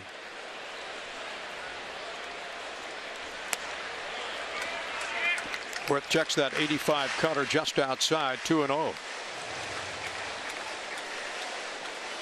Tomlin started off this season winning his first 7 starts.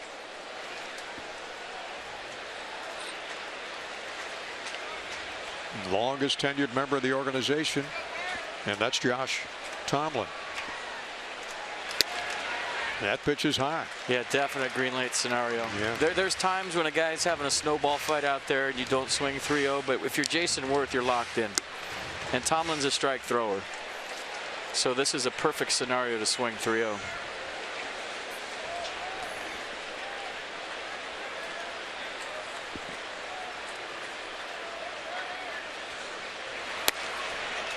And he walked him. First walk of the afternoon.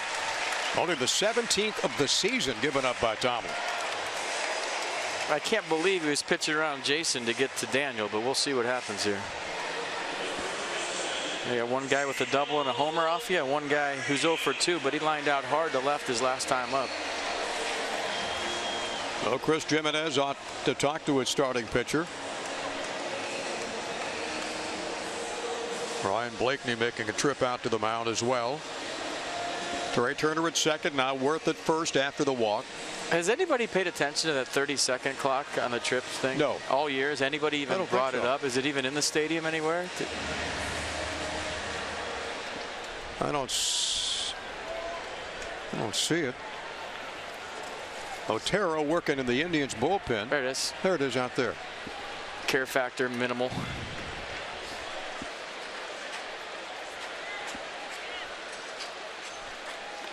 Murphy hit the ball hard both times up. The inside with a fastball caught the inside corner.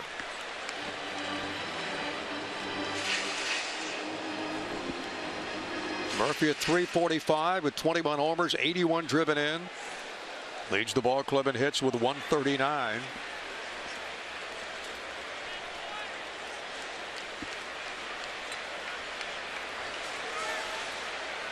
And the pitch. Swinging a drive to right. Drifting back is Almonte, and it's off the wall. Turner will score. had to hold up for a moment all the way at second base and rounds third, and Wirth winds up at third. And Daniel Murphy has put the Nats in front 5-4.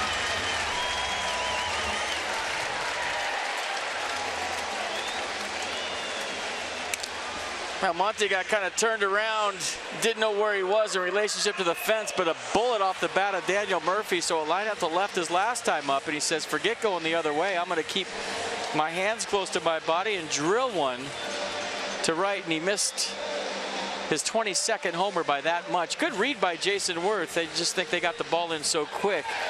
With nobody out, Bob Henley couldn't send him. He was right on Trey Turner's tail. RBI total to 82 now for Murphy. And we'll take a break. A call to the Indians bullpen with the Nats up by 1.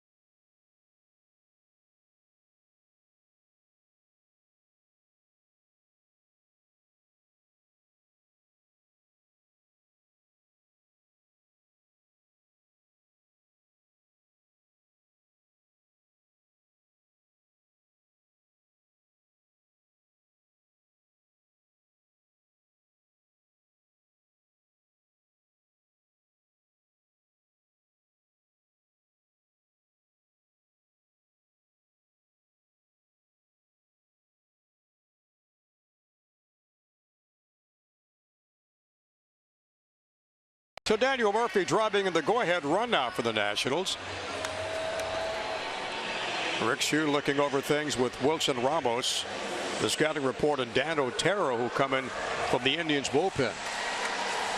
Yeah, looking at some video. They're allowed to have the tablets in the dugouts this year. That's new. He's looking at Otero's 90-mile-an-hour fastball, his 83-mile-an-hour slider, and his 83-mile-an-hour change. See the numbers? Outstanding year for the right-hander for the Indians. Opponents hitting .219. So they get Josh Tomlin out of there, giving up 5 runs, 8 hits, with nobody out here in the Nats half of the 5th inning. The 5-4 lead. Wirth at third and Daniel Murphy down at second. And the count's 1-0. I don't know if you could hear that at home, but the fans singing happy birthday to Wilson Ramos. Pretty cool. Yeah, 29 today.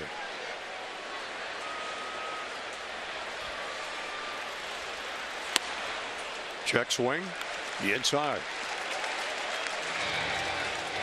Left-handers hitting 187. Right-handers like Ramos at 245. Off Dan Otero. Thinking about driving the ball through the wall in right center field. That's the approach right here, and that's what he's been so good at this year. Foul back at the plate. Abraham Almonte's had a couple of tough attempts to catch balls today in right field. As you just mentioned there, FP turned the wrong way on that one, got kind of mixed up. They haven't been easy chances, though. Now you're fighting that sun out right. And center, only left field in the shadows. Ramos will take a strike.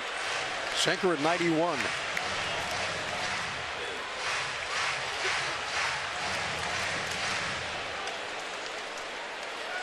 One run in, nobody out, 2 on.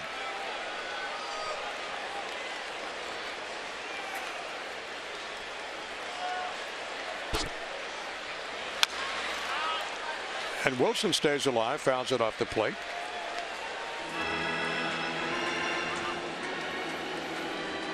Chris Jimenez is going to go out there and talk about what they want to throw here. I mean, they're throwing mostly two-seamers into Wilson. They don't want to get him extended. He's done that to him this series, hurt him a couple of times, hit the ball hard the other way.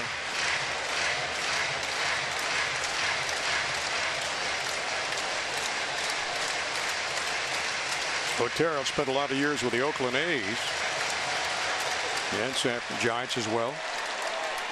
Mercedes bringing the hold at bat, everything down and into the Buffalo. Yeah, the 2-2 pitch. Bouncing ball to short. Lindor has one play, that's at first, and Worth cannot advance, nor can Murphy. Down at second, and there's one away. Otero doing a nice job of keeping the ball into Wilson.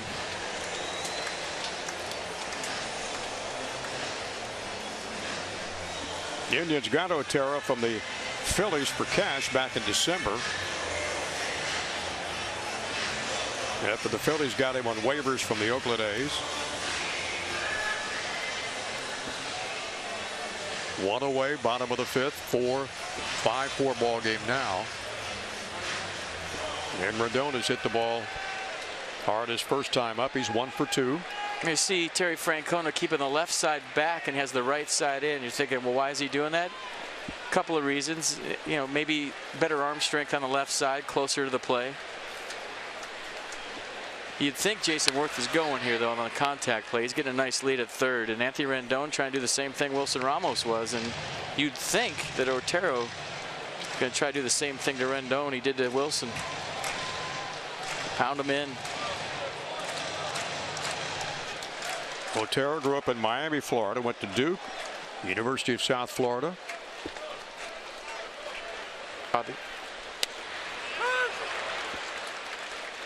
In the count to Rendon, no balls, 2 strikes. Brian Goodwin on deck.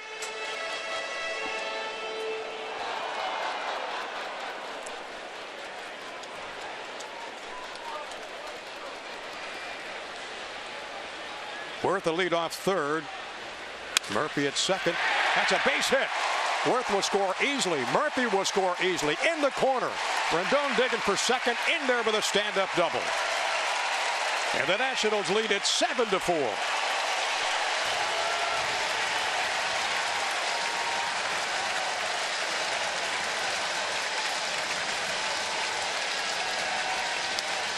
Tony Two Bags does it again.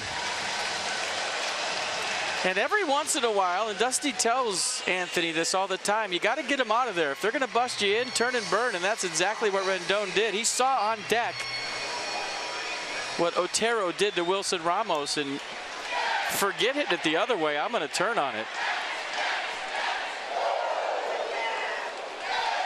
So Rendon drives in a couple of more. His RBI total goes up to 48.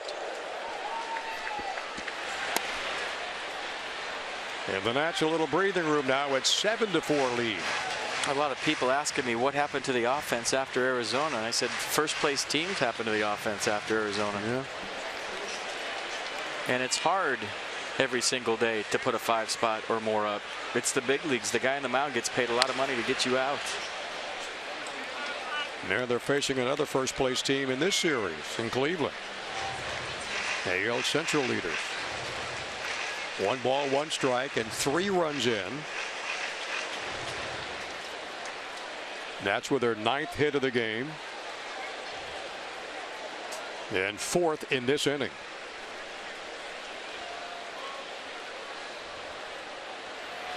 One pitch right back to Otero. On to first, and Rendon advances down to third. Brian Goodwin's had some good at-bats. He's still looking for his first big league hit. He was robbed his last time up.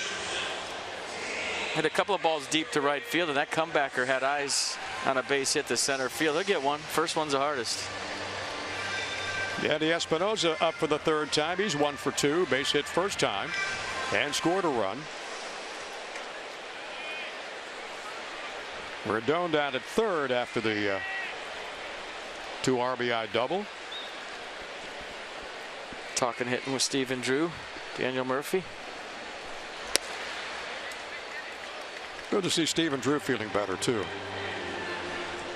They were talking after his last at-bat. He was standing on the top step getting his glove, and Stephen Drew was telling him what he thought he saw in his swing with his hands. And now they're reaffirming the adjustment that they probably both decided on making. Hey, get him out of there, turn and burn. You know he's going to come in there next time after you just hit a bullet to left, so look in, and he did. Veterans talking hitting on the bench. It's one of the things that I miss most. Your teammates are your best hitting coach. It's always been that way.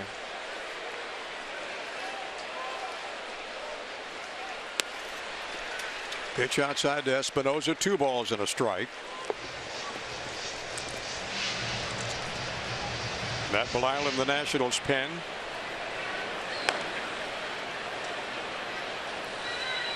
Well, a lot of RBI totals between Drew and Daniel Murphy. And you talk about experience. Swing and a miss, and counts 2 balls and 2 strikes. And postseason experience. Still talking about the one you hit to left, now the one you hit to right. Yeah. Saw Stephen Drew pointing to left, now he's pointing to right. Guys that have been around. So Dan Otero trying to get out of some serious hot water here in the 5th inning. Swings and misses. Espinosa is down, and that retires the Nationals, but not before they put up on the board 3 more, and they got a lead now of 7-4.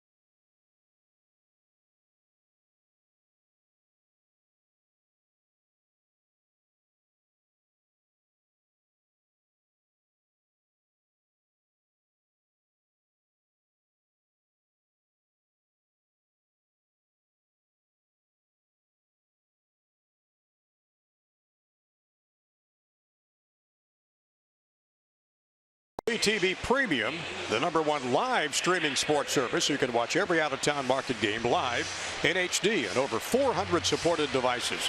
Includes a free subscription to At-Bat Premium.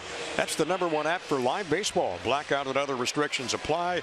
Visit MLB.tv for details. Nats with 3 in the bottom of the 5th. They take a 7-4 lead.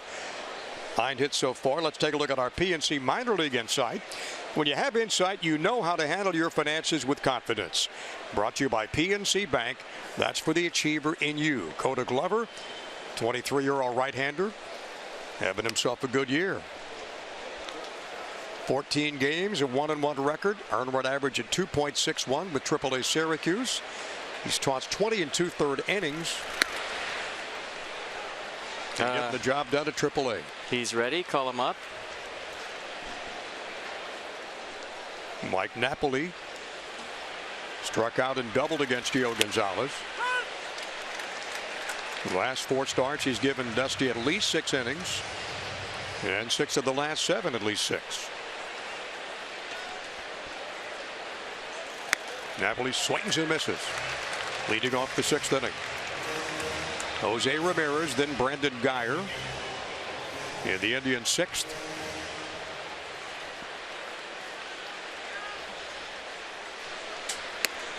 First time they've been in D.C. since 2007. And that scored 3 in the bottom of the second, gave him right back in the top of the third. They just scored 3 in the bottom of the fifth. This is a big inning for Gio. He has set down the last 6 Indians he's faced until that walk. To Mike Napoli leading off the 6th. We had 98 pitches for Gio right now, 63 strikes, 35 balls. That's why I saw Matt Belisle up in the Nats bullpen. Gio looking for a ground ball. Gio struck out 5. That's his first walk this afternoon. Ramirez popped to short, then had that RBI double in the third.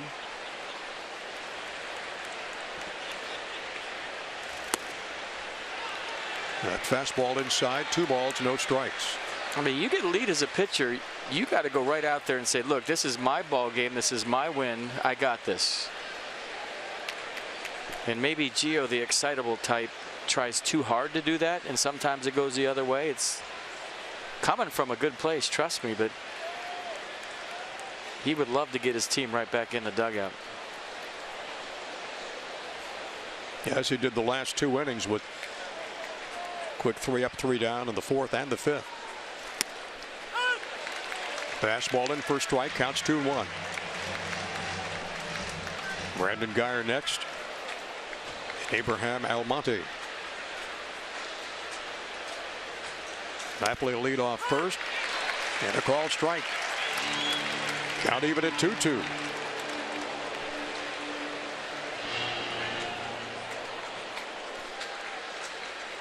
Ramirez, the switch hitter, hitting .306 for the Tribe. A bullet up the middle, that's a base hit. Napoli will stay at second. And a walk and a hit. And Gio some hot water now. I think he's going to be done for the day. Here comes Dusty Baker. And you're right. First 2 batters in the 6th get on. Napoli with a walk. Ramirez with a hit. And there's nobody down. And Gio's day is done. And he leaves with a 3-run lead in the bullpen now, trying to protect this lead for Gio to get his 8th win.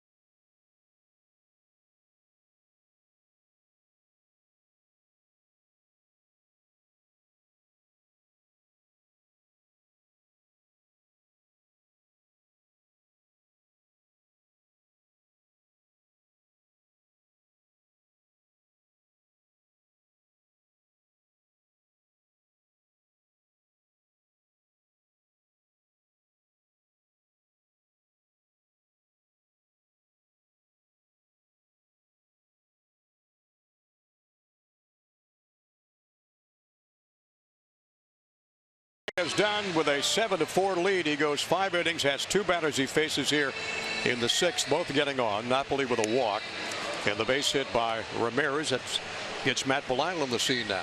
There's the arsenal for Matt Belisle. Fastball 91, 2-seam, 4-seam, slider 86.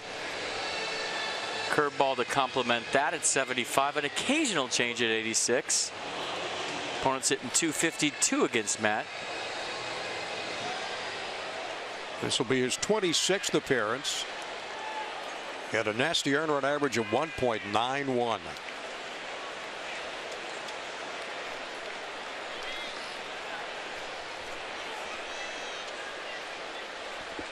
He'll face Lonnie Chisenhall, who will pinch hit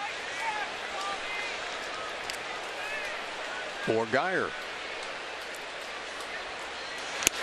And a swing and a miss.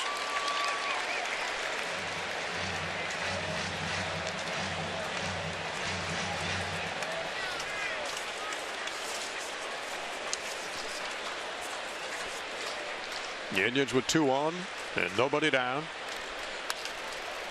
Line drive to left, and that's foul. Check the Indians box score this afternoon. 1 for 3 day for Davis. Lindor with a 2-run homer, a double to walk, and a run scored for Mike Napoli. Jose Ramirez a 2 for 3 afternoon with a double, a stolen base, and 1 driven in. Geyer with a base hit and Malmonte with a base hit. Indians have 7 total hits to go with their 4 runs. And threatening here in the top of the 6th. Bouncing ball to Espinosa. Could be 2, should be 2 to Turner for 1 on the first. Got him.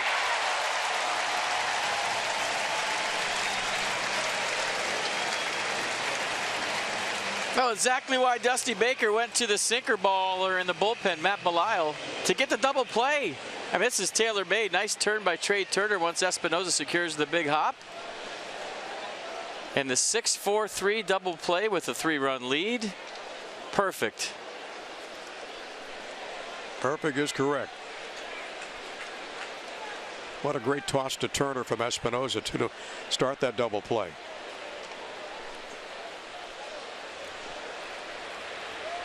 So Almonte up for the 3rd time. He's had a 1 for 2 afternoon.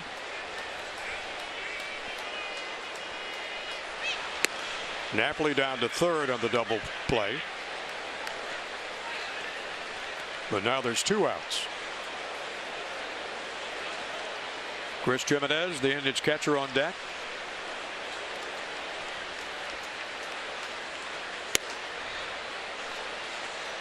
And Belisle behind the count, 2 balls, no strikes.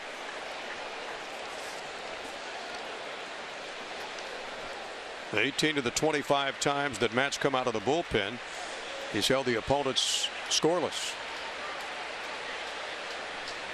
Here's the 2-0. That's foul back. And it's 2-1 into the Nats dugout. Indians got some good DC karma going. They're starting pitcher from White House, Texas, and now Abraham's hitting.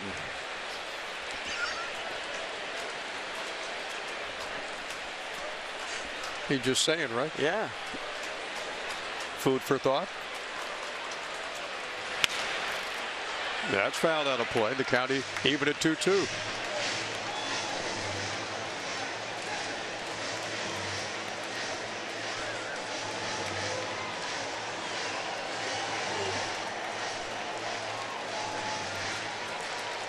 Napoli down at 3rd after a leadoff walk in this inning.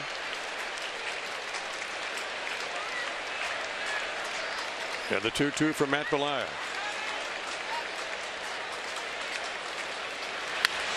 Bouncing ball to Turner at 2nd. Now to Murphy, and Belisle comes in, gets the job done, shuts down the Tribe, protects that 3-run lead that Gio has. 7-4. A beautiful day in Washington. Take a look at that shot of the Lincoln Memorial. There's Abraham.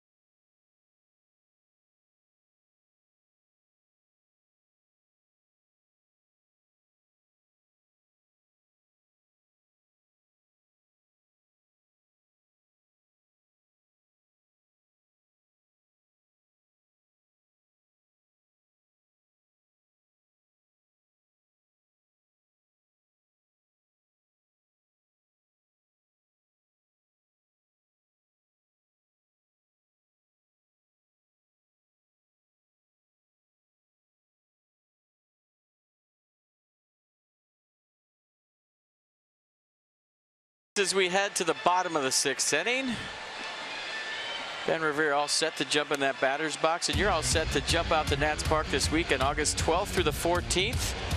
Come out to the yard. Friday night, post-game fireworks. Star Wars Day on Saturday. Kids run the bases after Sunday's series finale. And guess what else you get to see? What else?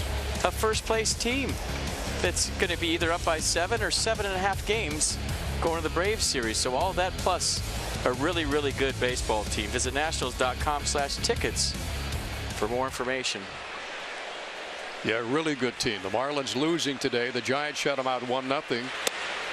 Miami dropping 7 back in the East to the Nats, the division leaders. Going for win number 67 this year and 34 at home. And they lead 7-4 in the bottom of the 6th inning. Ben Revere with a base hit and 2 at-bats.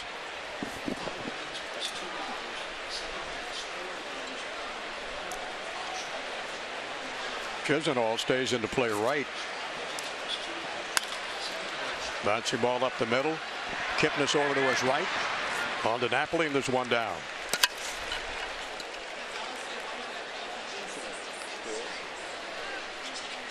And the Nats box score this afternoon, a 1-for-3 day for Trey Turner with a double, a run scored. Wirtz got a couple of hits, that 3-run jack. On base now 40 consecutive games. Daniel Murphy the RBI double, Ramos the RBI single, couple of doubles for Rendon, a single apiece for Espinoza and Ben Revere. Nats with 9 hits to go along with their 7 runs. Wilmer Difo will step into pinch hit. He's swinging. Oh. I enjoy watching Wilmer Difo play. He adds a lot of energy to the club. Another one of those young guys. That's fouled back around the Indians dugout. And Blake Trinan loosening up in the Nats bullpen.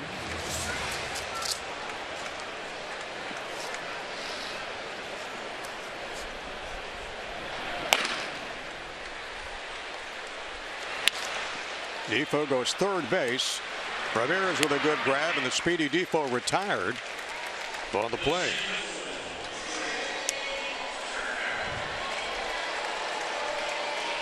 Five, 3. And McAllister out of the Indians bullpen. He's the right-hander and Crockett the left-hander.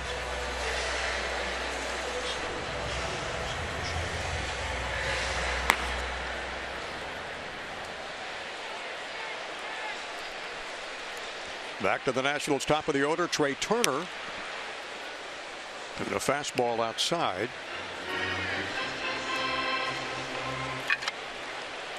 From Dan Otero.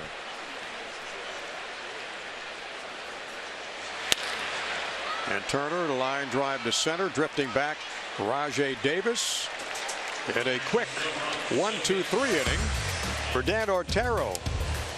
We've completed 6 at Nats Park. To the top of the 7th, Nats with a 3-run lead.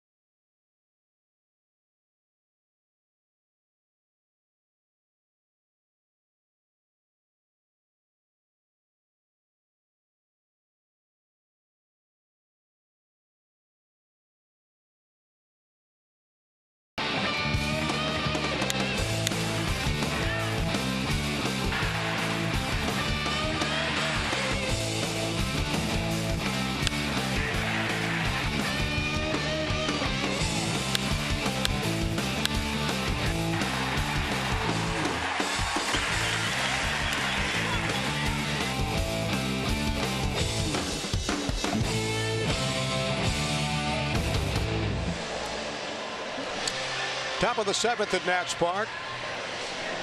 Trey Tynan making his club leading 51st appearance out of the bullpen.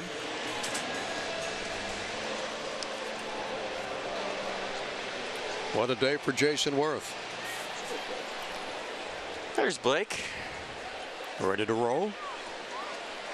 You know the arsenal. Good fastball, lots of sink, 4-1 record, 1.99 ERA. Opponents hitting .220 off Blake Treinen. 20 walks, 41 strikeouts. He'll face the Indians catcher Chris Gimenez to lead it off in the top half of the 7th.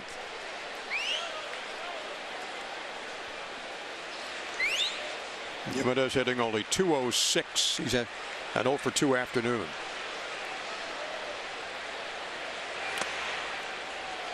.97 with a sinker. Gimenez popped out to third first time up, grounded out to third, then popped to first to second. Nats 7 and the Indians 4, trying to split this 2-game series and split the 4 games the clubs have played this year. And Treinen comes in out of the bullpen throwing some heat. 97 sinker again, strikes out Gimenez. Nissan on the pitch track. Watch the late movement right under the bat of Gimenez. 97 though, lots of sink. No, Gimenez is retired.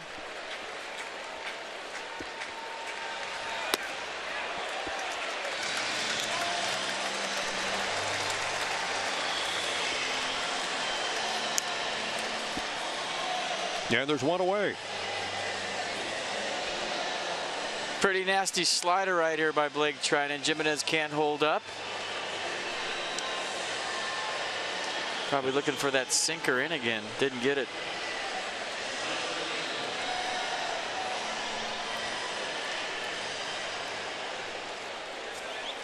And the Indians going to their bench for Tyler Naquin to pinch hit.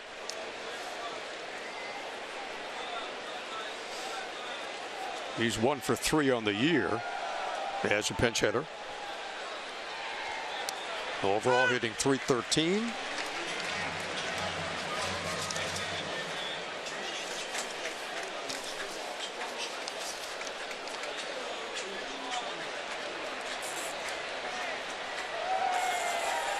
Last night's ball game went 0 for 3 when he fouls it at the plate. No, Treinen quickly adding the count 0-2.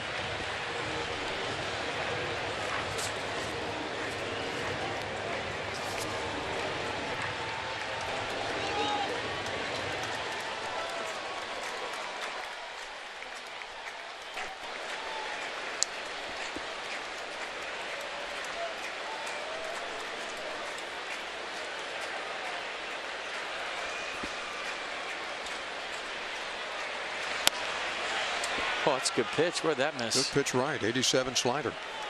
Maybe a hair in. This was close. I know that. Better pitch than the first pitch that was called a strike. Well, Blake's coming out of the pen throwing strikes. 5 of his 7 pitches have been strikes. Now make it 6 of 8. And he struck out Gimenez and Naquin. Let's go downstairs to Dan Coco. Dan? Johnny, Blake Treinen getting a left-hander there. That was a major point of emphasis for him coming into this season. Last year, lefties hit .336 off Blake. This year, all the way down to .220. He told me recently he's been trying to go with the 4-seam fastball in to make the 2-seamer much more effective. He says lefties can't go diving out over the plate when they have to respect that 4-seamer in. So that's been his plan of attack this year against left-handed hitters, and it's worked. Working big time. Line drive to left field. Base hit for Rajai Davis. His second of the game. He's got a 2 for 4 afternoon.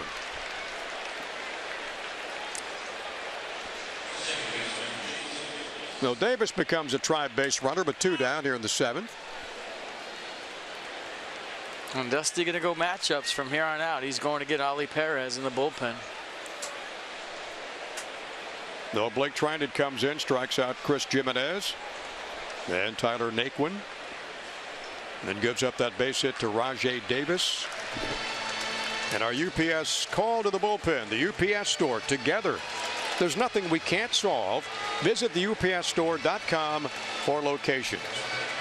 Perez coming in, trying to leave in the ball game with a 7-4 lead.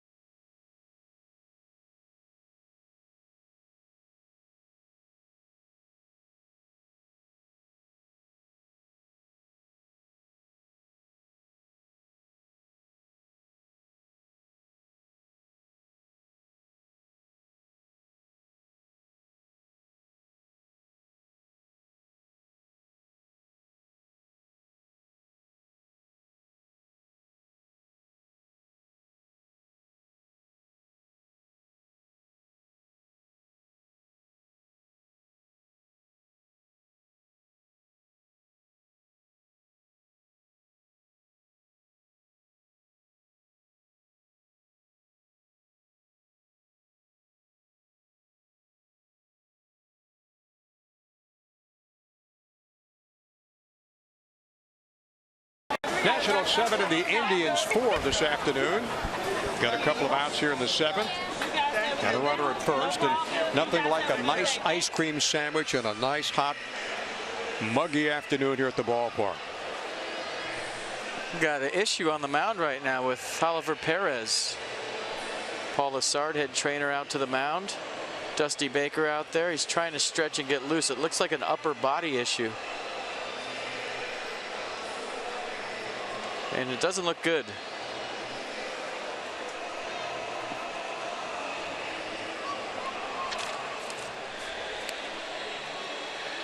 Home plate umpire Ryan Blakeney off to the right. I think it's an oblique.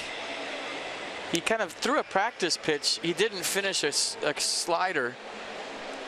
And then he reached for his back. Maybe we'll show it to you when we get a chance here after we watch the warm-up pitches. But he felt something right above his belt.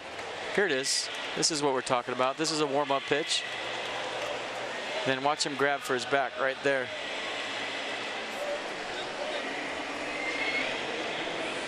And the trainer saw it real quick too, didn't they? Yeah. Got out there in a hurry. Coach Murph saw it real quick. He's waving guys out. Yeah, and that didn't look good either. Yeah.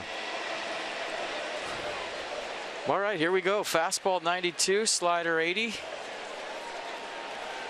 And cross your fingers and hope he's okay. Perez 48th appearance. Last pitched against the Giants. Starts off Jason Kipnis with a fastball, and he misses.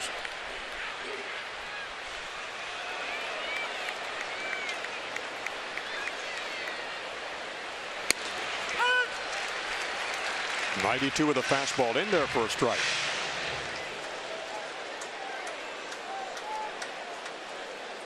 Oliver, a record of 2-3, got 12 holds on the year.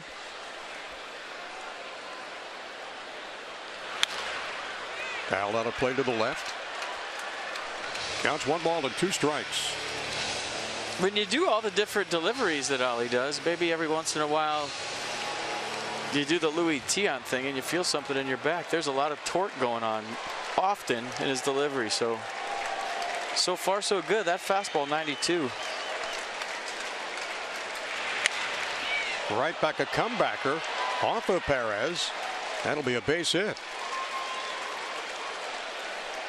And then the Indians have runners at first and second now with 2 down.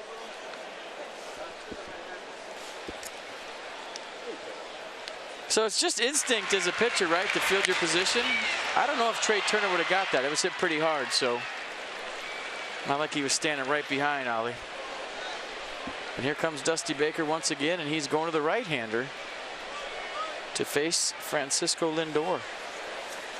Though Kipnis on with a second straight hit. Rajay Davis also on in the 7th. 2 on with 2 outs and another call to the Nats bullpen.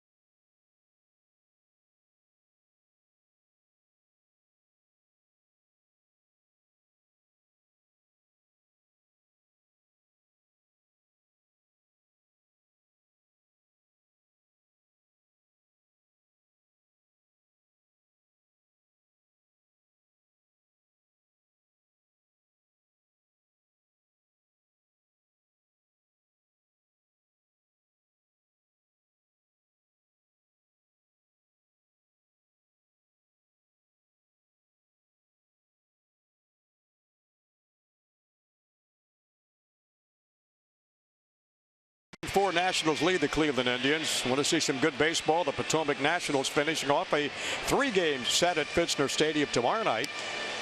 Thursday cheers with $1 drink specials tomorrow night, plus closing ceremonies for intern Summer Olympics on the 11th. Peanuts tickets going fast. Better get them now. You can join the party at the Fitz. Call 703-590-2311 or visit PotomacNationals.com. Sean Kelly on for the Nats. Fastball slider, the arsenal. ERA at 2.90. 62 strikeouts, 8 walks. Opponents hitting 225, and Dusty Baker wanting to flip Francisco Lindor to the left side where he's hitting 296. He already saw him do damage right-handed. He said, I'm going to make him hit left. Fouls off the first pitch from Sean Kelly, the 3rd reliever in this inning.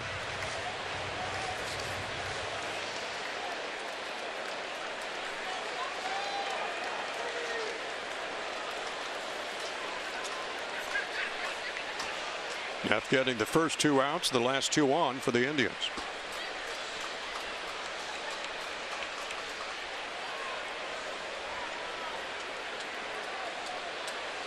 Davis at second and Kipnis at first. Indians scoreless since the 3rd inning.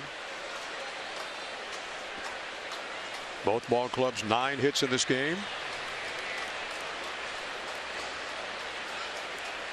And the pitch. Yeah, Raj Davis hopping around second base like he wants to steal third base with 2 outs, and if he does, go ahead. I mean, the Indians are down by 3. The tying runs at the plate. The focus has to be on the hitter. So if you start worrying about a guy on second with 2 outs and you're up by 3, you might get in trouble.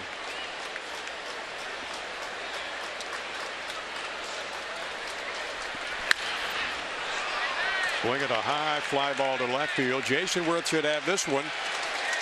And the inning is over. So 3 calls to the Nats bullpen by Dusty works out. We go to the bottom of the 7th. Nats up 7-4.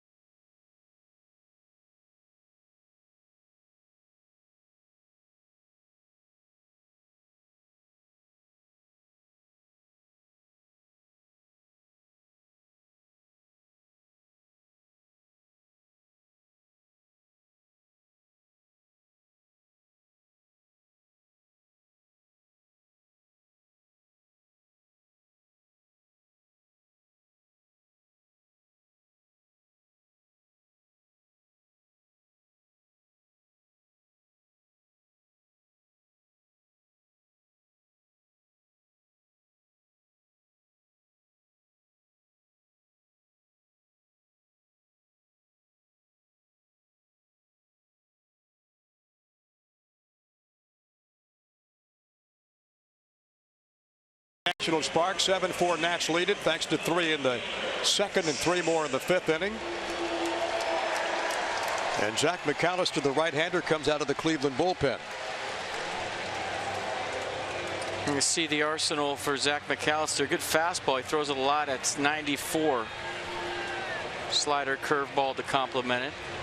Opponent's hitting 291 off the Tribe right-hander. Righties 355.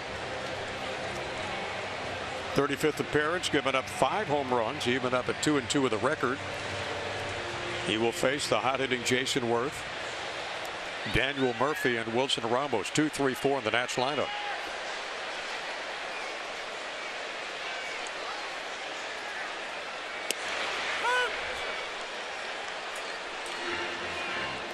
Starts Jason off with a curveball in for a strike. And Jason closing in on Ryan Zimmerman's record for on-base safe streak. He's got 40 in a row, and Ryan had 43 in 2009. That's a huge number. Huge number.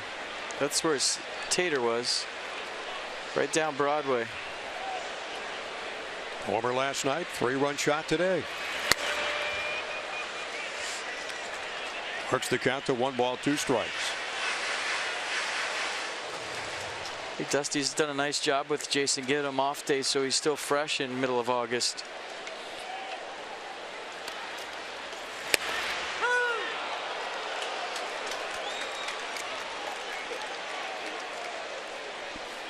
So strike 3 to Jason Worth, and let's go to the 5th inning.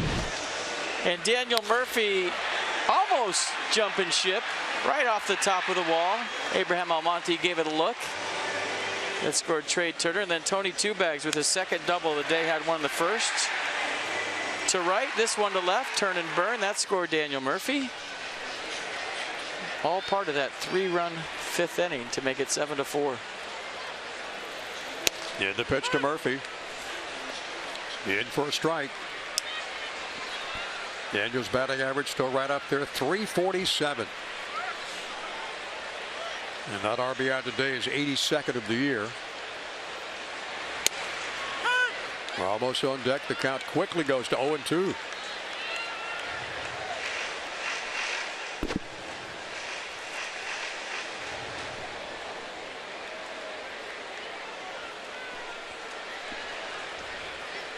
Buffalo waiting on deck. Breaking ball, good check swing. Wait a minute. Daniel can't believe it.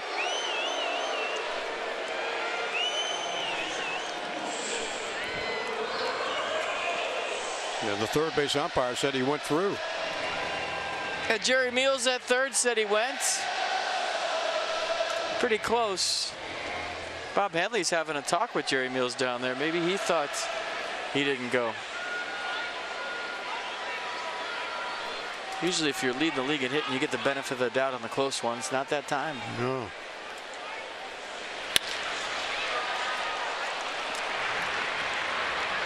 And it's a quick 1-2-3 inning for Zach McAllister in the Nationals half of the 7th. With a 3-run lead, we go to the top of the 8th at Nats Park.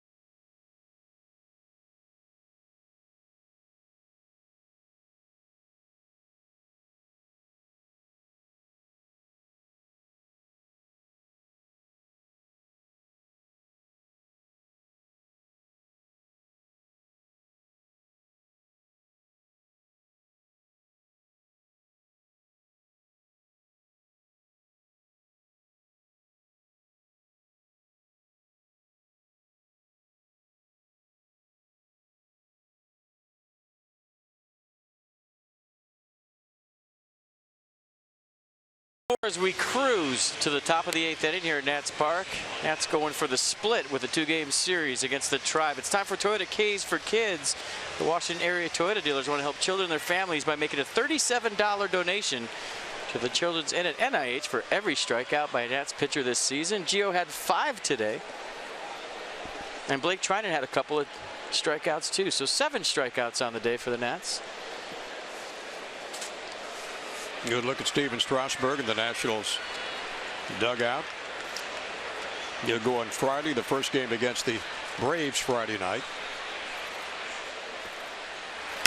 Mike Napoli,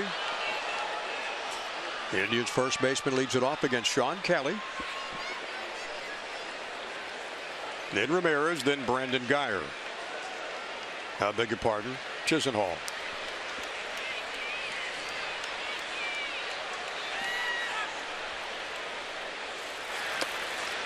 And a swing and a miss. I'm talking to Sean Kelly on the road trip. He had an outing against the Diamondbacks where the fastball just wasn't coming out. It was 90 miles an hour. He's used to it at 95. So what did he do? He threw 13 consecutive sliders to the Diamondbacks. And that's what veterans do on certain days when you're grinding in the middle of August. It's not happening. You don't fight it. But today it's happening. Mike Napoli goes down. And Sean Kelly gets his first strikeout. Maybe after the slider, thinking about another one, and he goes 2-seam fastball, runs it back just enough to catch Mike Napoli, maybe guessing wrong.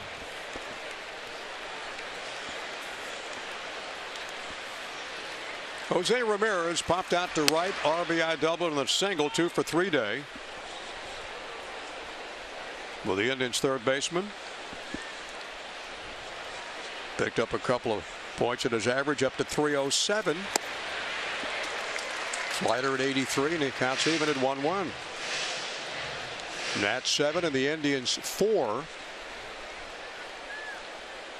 We're in the top half of the 8th inning. Getaway day for the Tribe, and the Nats with an off day tomorrow. Check swing. That's in there for a strike as well.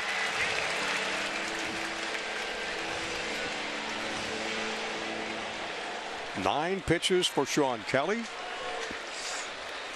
7 strikes. That's fouled out of play. It's a strike throwing machine too. And when he throws a ball, he wants to. It's by design. With a guy that's just coming after you, whether it's the slider or the fastball early in the count, and then he'll expand later. But he's not scared. Ramirez with that double today. Hitting streak now goes to 14 in a row. Another base hit.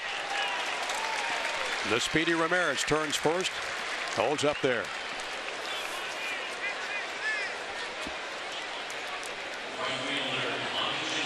A nice day for Jose Ramirez. Double, walk, single, on base 3 times, stolen base in there. Yeah, good day. Perfect. Lonnie Chisenhall came into pinch hit, grounded into a double play. He's hitting at a .294 clip.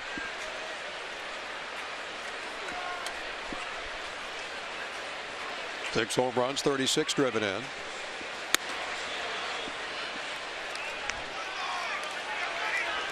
Jack swinging a 92-mile-an-hour fastball from Sean Kelly.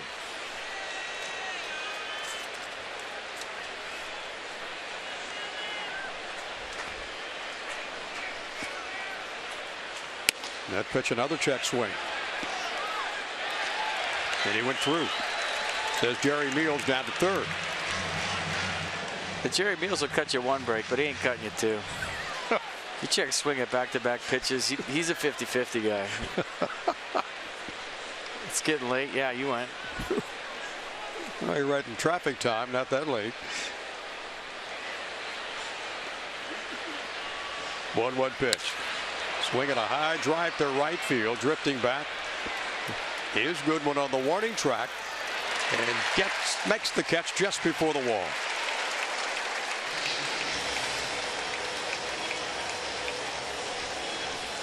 So Chisenhall retired on a long fly ball to Goodwin in the right.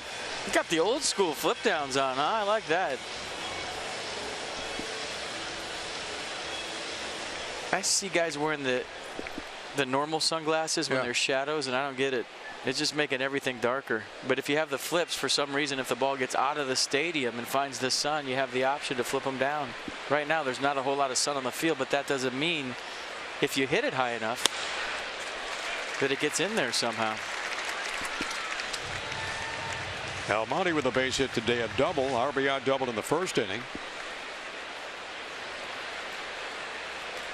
2 down, top of the 8th. Foul down in front of the Indians dugout.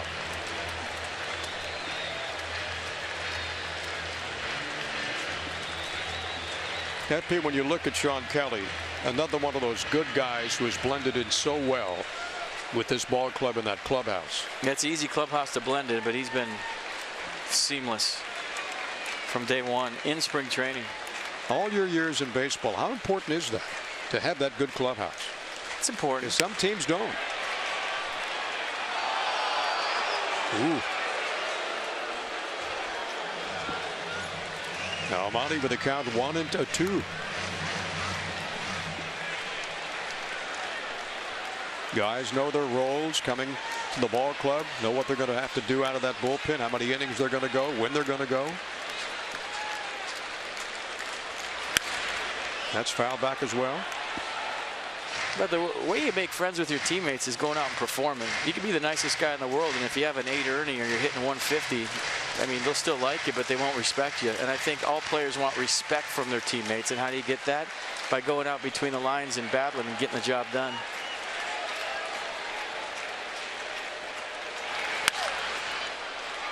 Fly ball down the left field line. Worth with a long run in fair territory. One step in foul territory. And he brings it in. That retires the Indians at the top of the 8th. We go to the bottom of the 8th here at Nats Park with a 7-4 lead for Washington.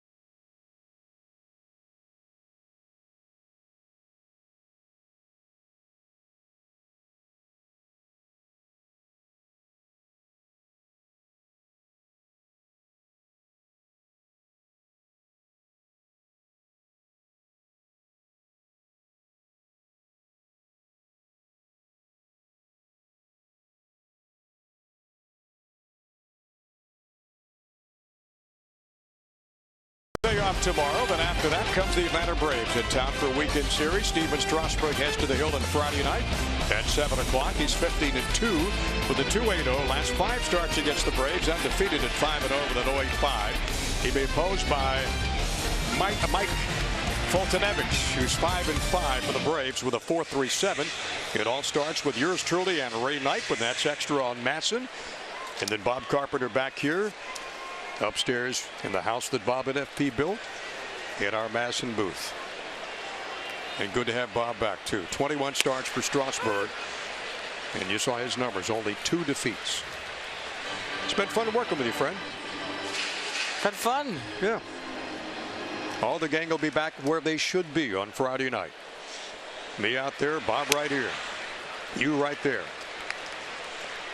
you folks at home right there. Well, we had everybody at home in their same seats last night. You couldn't move. That's right. Scherzer had a no-hitter going. Love that one, didn't you? Anthony Rendon and Brian Goodwin and Danny Espinosa. against Zach McAllister. So there's one down here in the 8th inning. All right, time for your first big league hit right here. I'm calling it. Going out on a limb. Let's hit the ball hard a couple of times today. Get the hit, give him the ball. 0 for 3, grounded out in the 5th, his last time up.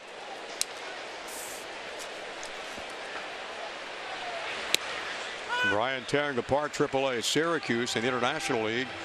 11 home runs, drove in 62, had 40 walks, stole 14 bases, scored 45 runs, hit .284 when he was called up on the 6th of August. Mark Melancon out in the Nats bullpen.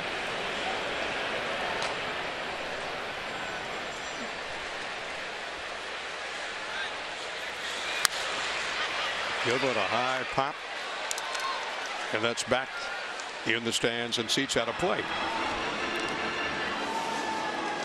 Nice grab by a fan there behind home plate. See how much joy a foul ball brings to people. It's pretty much the greatest thing in the world.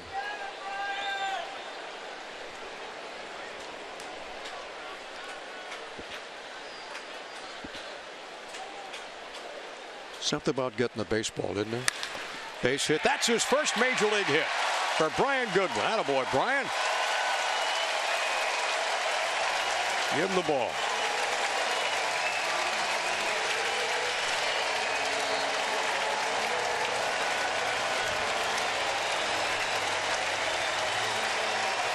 That's a great shot right there.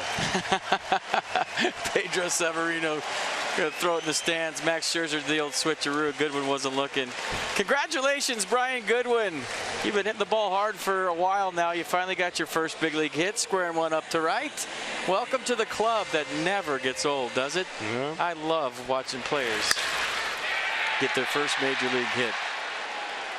Very, very cool. A day he will never forget. Espinoza. That could be two. Goodwin at first, but Espinoza too quick. He can't turn the double play. They get Goodwin at the front end. Pretty close at first. Terry Very Francona is holding up his hand. I think they're going to take a look at the video in the Indians clubhouse. There's your first hit. There's baseball, Major League Baseball authenticator guy. He's going to put a sticker on it. Terry Francona is saying, did he say play on? Couldn't tell.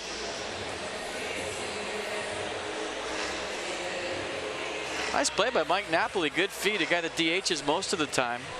And they almost turned the 3-6-3 double play. Espinoza hustling to keep the inning going. So Goodwin is retired at second. With 2 outs, up comes Ben Revere for a 4th time. Base hit in the first, couple of ground outs to follow.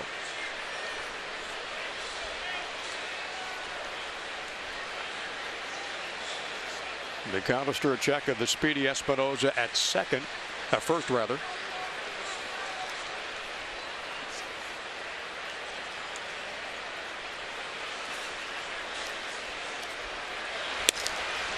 That pitch in for a strike.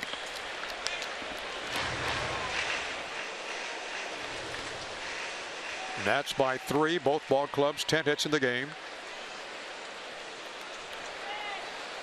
Nats trying to even up this series, 2-game split. Same as they did in Cleveland a couple of weeks ago. Bouncing ball through into center field for a base hit for Espinoza. Espinoza to third and a base hit up the middle for Ben Revere. So Ben gets his second hit of the afternoon. A nice day working for Ben Revere. Turns a 1 for 3 into a 2 for 4. He singled his first time up. Was robbed his second time up. He looked like it was going to be a base hit up the middle. Ended up being an out. Now he hits one pretty hard up the middle that advances Danny Allaway to third. So a chance for Clinton Robinson to add to the Nats lead. Line moving here with 2 outs in the 8th. And Clint's got 4 driven in as a pinch hitter. He's 6 for 33 off the bench.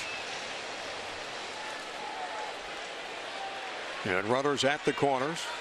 Espinoza at third, Revere at first. with 2 down in the 8th.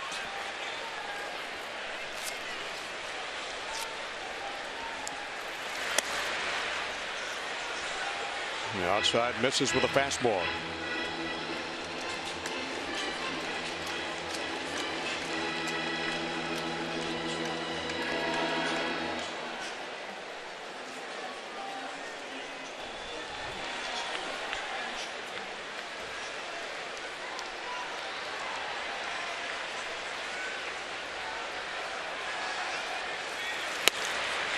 This is where I often wondered about closers in the bullpen. So it's a 3-run lead, right? It's a save if the Nats don't score. And we used to joke with closers all the time. Were you rooting for me to make an out so the run didn't score and it was a save opportunity? Now, we've known Mark Melancon for a short time here. And the one thing we do know is he doesn't care about anything but a win. But it's a fun thing to think about, right? You get paid by your saves as a closer. Sure. And are you down there rooting against me in the batter's box? So it's still a 3-run lead and not a 4-run lead. I'm going to say 100% he isn't. Yeah.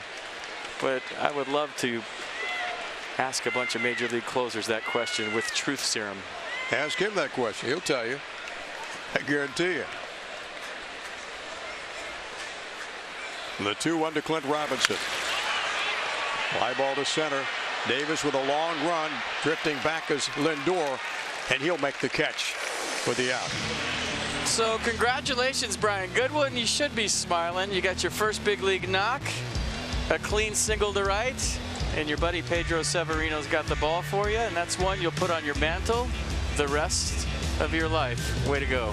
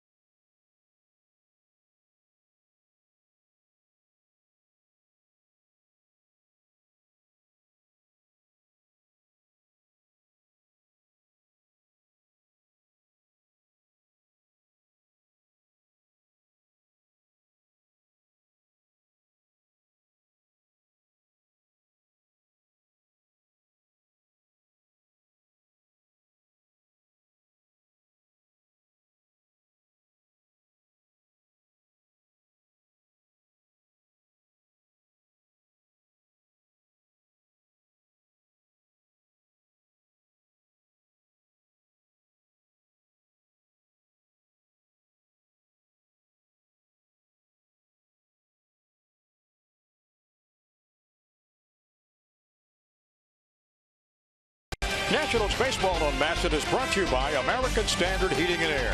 It's their all-star sales event with up to $1,100 in instant rebates or 0% APR for 36 months. The Nats bullpen has done the job today. They have shut out the Indians since they had that 4-3 lead in the 3rd inning. They've been scoreless ever since. And guess who's coming in? Mark Melancon. Yeah, bullpen having a nice day. Mark Melancon trying to finish it with his 32nd save of the year. He has 31 right now. That's 4th in the National League.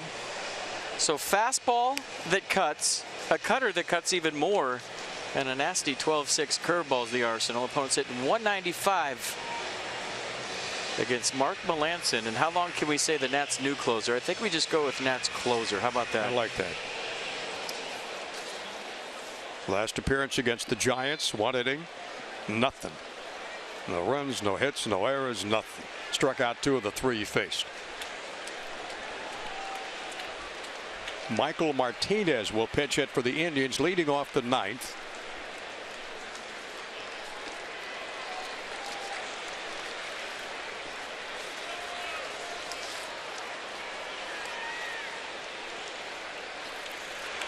And as a pinch hitter, not so far. A good year for Martinez, 0 for 6. Probably taking a strike right here, down by 3.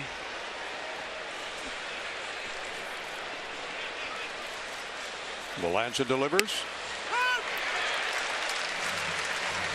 And you heard the call from Ryan Blakely at home plate. 1 ball and 1 strike. Nats leading at 7-4, top of the 9th.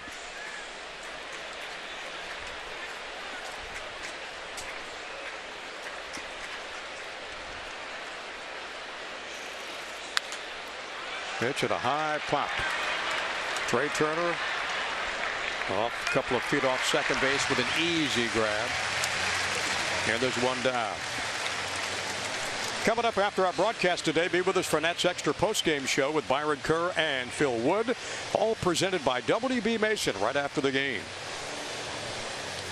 which hopefully be 2 outs from now. Melancon retired the first batter he faces. Then Taylor Nyquin will step in.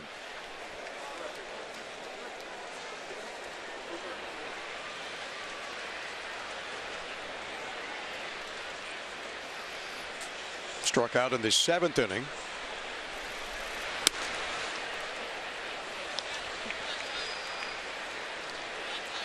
Fastball at 92 from Melancon. It's hard to tell the difference between the cutter and the fastball because the cutter cuts. Nothing he throws is straight. That's fouled off a Wilson Ramos mask. But the cutter actually has some depth to it, some tilt at the end where it acts like a slider. We've seen it go down and in, where it looks like it's going to be up and it changes planes late. I mean, it changes lanes late, if you will. I mean, it just hangs a left. And it's harder to hit as a lefty than a righty because it's boring in on you. Nyquin swings and misses. 1 ball and 2 strikes. 1 down in the 9th. Carlos Santana on deck for the Indians. Always dangerous switch hitting. Got 24 home runs, 61 RBIs for the Tribe.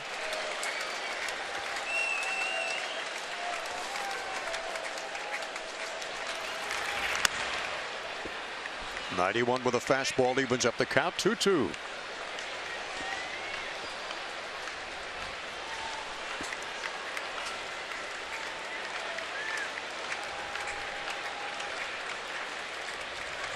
And the pitch. In there for call, strike 3.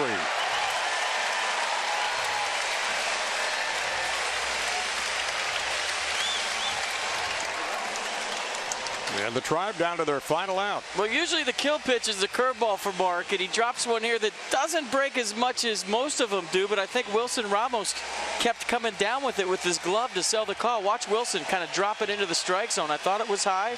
Pitch track thought it was high, but it was well presented by the Nats catcher for strike 3.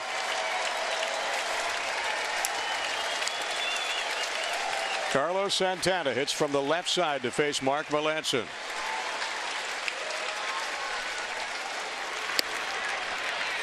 Comes inside with a fastball.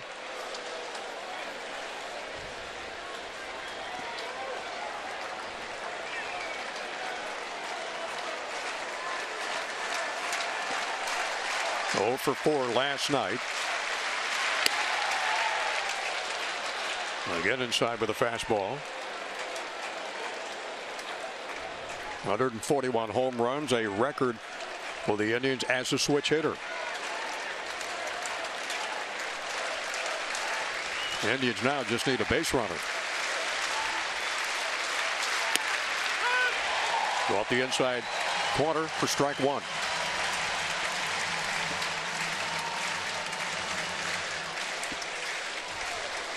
Last night the Indians eked out a 3-1 win. Today the Nats got a 7-4 lead and 1 out away from their 67th win, 34th at home.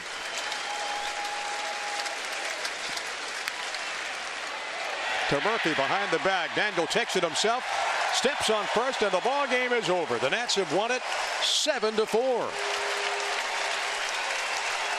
Well, Jason Worth did it on offense today.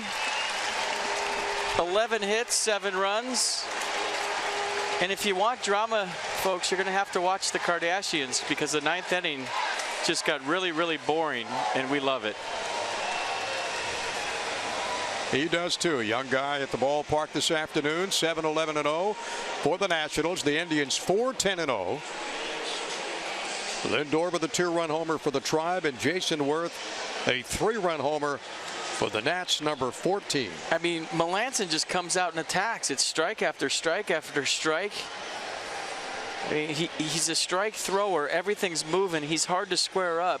Obviously, he's not going to be perfect, but what he's meant to this team in such a short time, I mean, how comforting is it as a fan to see him on the mound in the 9th inning? When he walks in, it's just a different feel, and you have to love it. He had a 1-2-3 when he came out of the pen against the Giants. Another 1-2-3 today against the Indians. Let's go downstairs. Dan is standing by with, I believe, Jason Worth. Dan? Thank you very much, Johnny. Jason, big game for you. You told me a couple weeks ago that you felt that you were What do you mean? we're going to do a team interview here with Jason and Chris Spire. You told me a couple weeks ago, Jason, that you felt you were getting close to locking it in. What in your swing or your approach gave you that feeling? I don't know. I just been having good at-bats, and swing's coming around, so feeling good. Hopefully can keep it going all the way into November. The on-base streak reaches 40 games for you today. Pretty impressive accomplishment. What does that mean to you? Not a record. Until we get the record, it doesn't mean anything? It means nothing. What do you think is left for this? It's looking all over the place. This guy. Sorry, I'll lock it in myself. Jason, less than 50 games left now in the regular season. What do you want to see this team improve upon, if anything, down the stretch here in these last 6 weeks? No, we just need to keep going. You know, we had a great game today. The bullpen picked us up. Matt Belisle came in, got a big double play. I think that was the difference in the game. But those guys have been doing great. It's just about picking each other up. We got a long way to go. Fans have been great. We'll see what happens. Thank you, Jason. Johnny, back upstairs to you. All right, Dan, thank you very much. And thanks for your time, Jason Worth. A homer last night and a 3-run shot today. 30,185 on hand today. Time of the game, 2 hours and 53 minutes. We're coming back with more after this.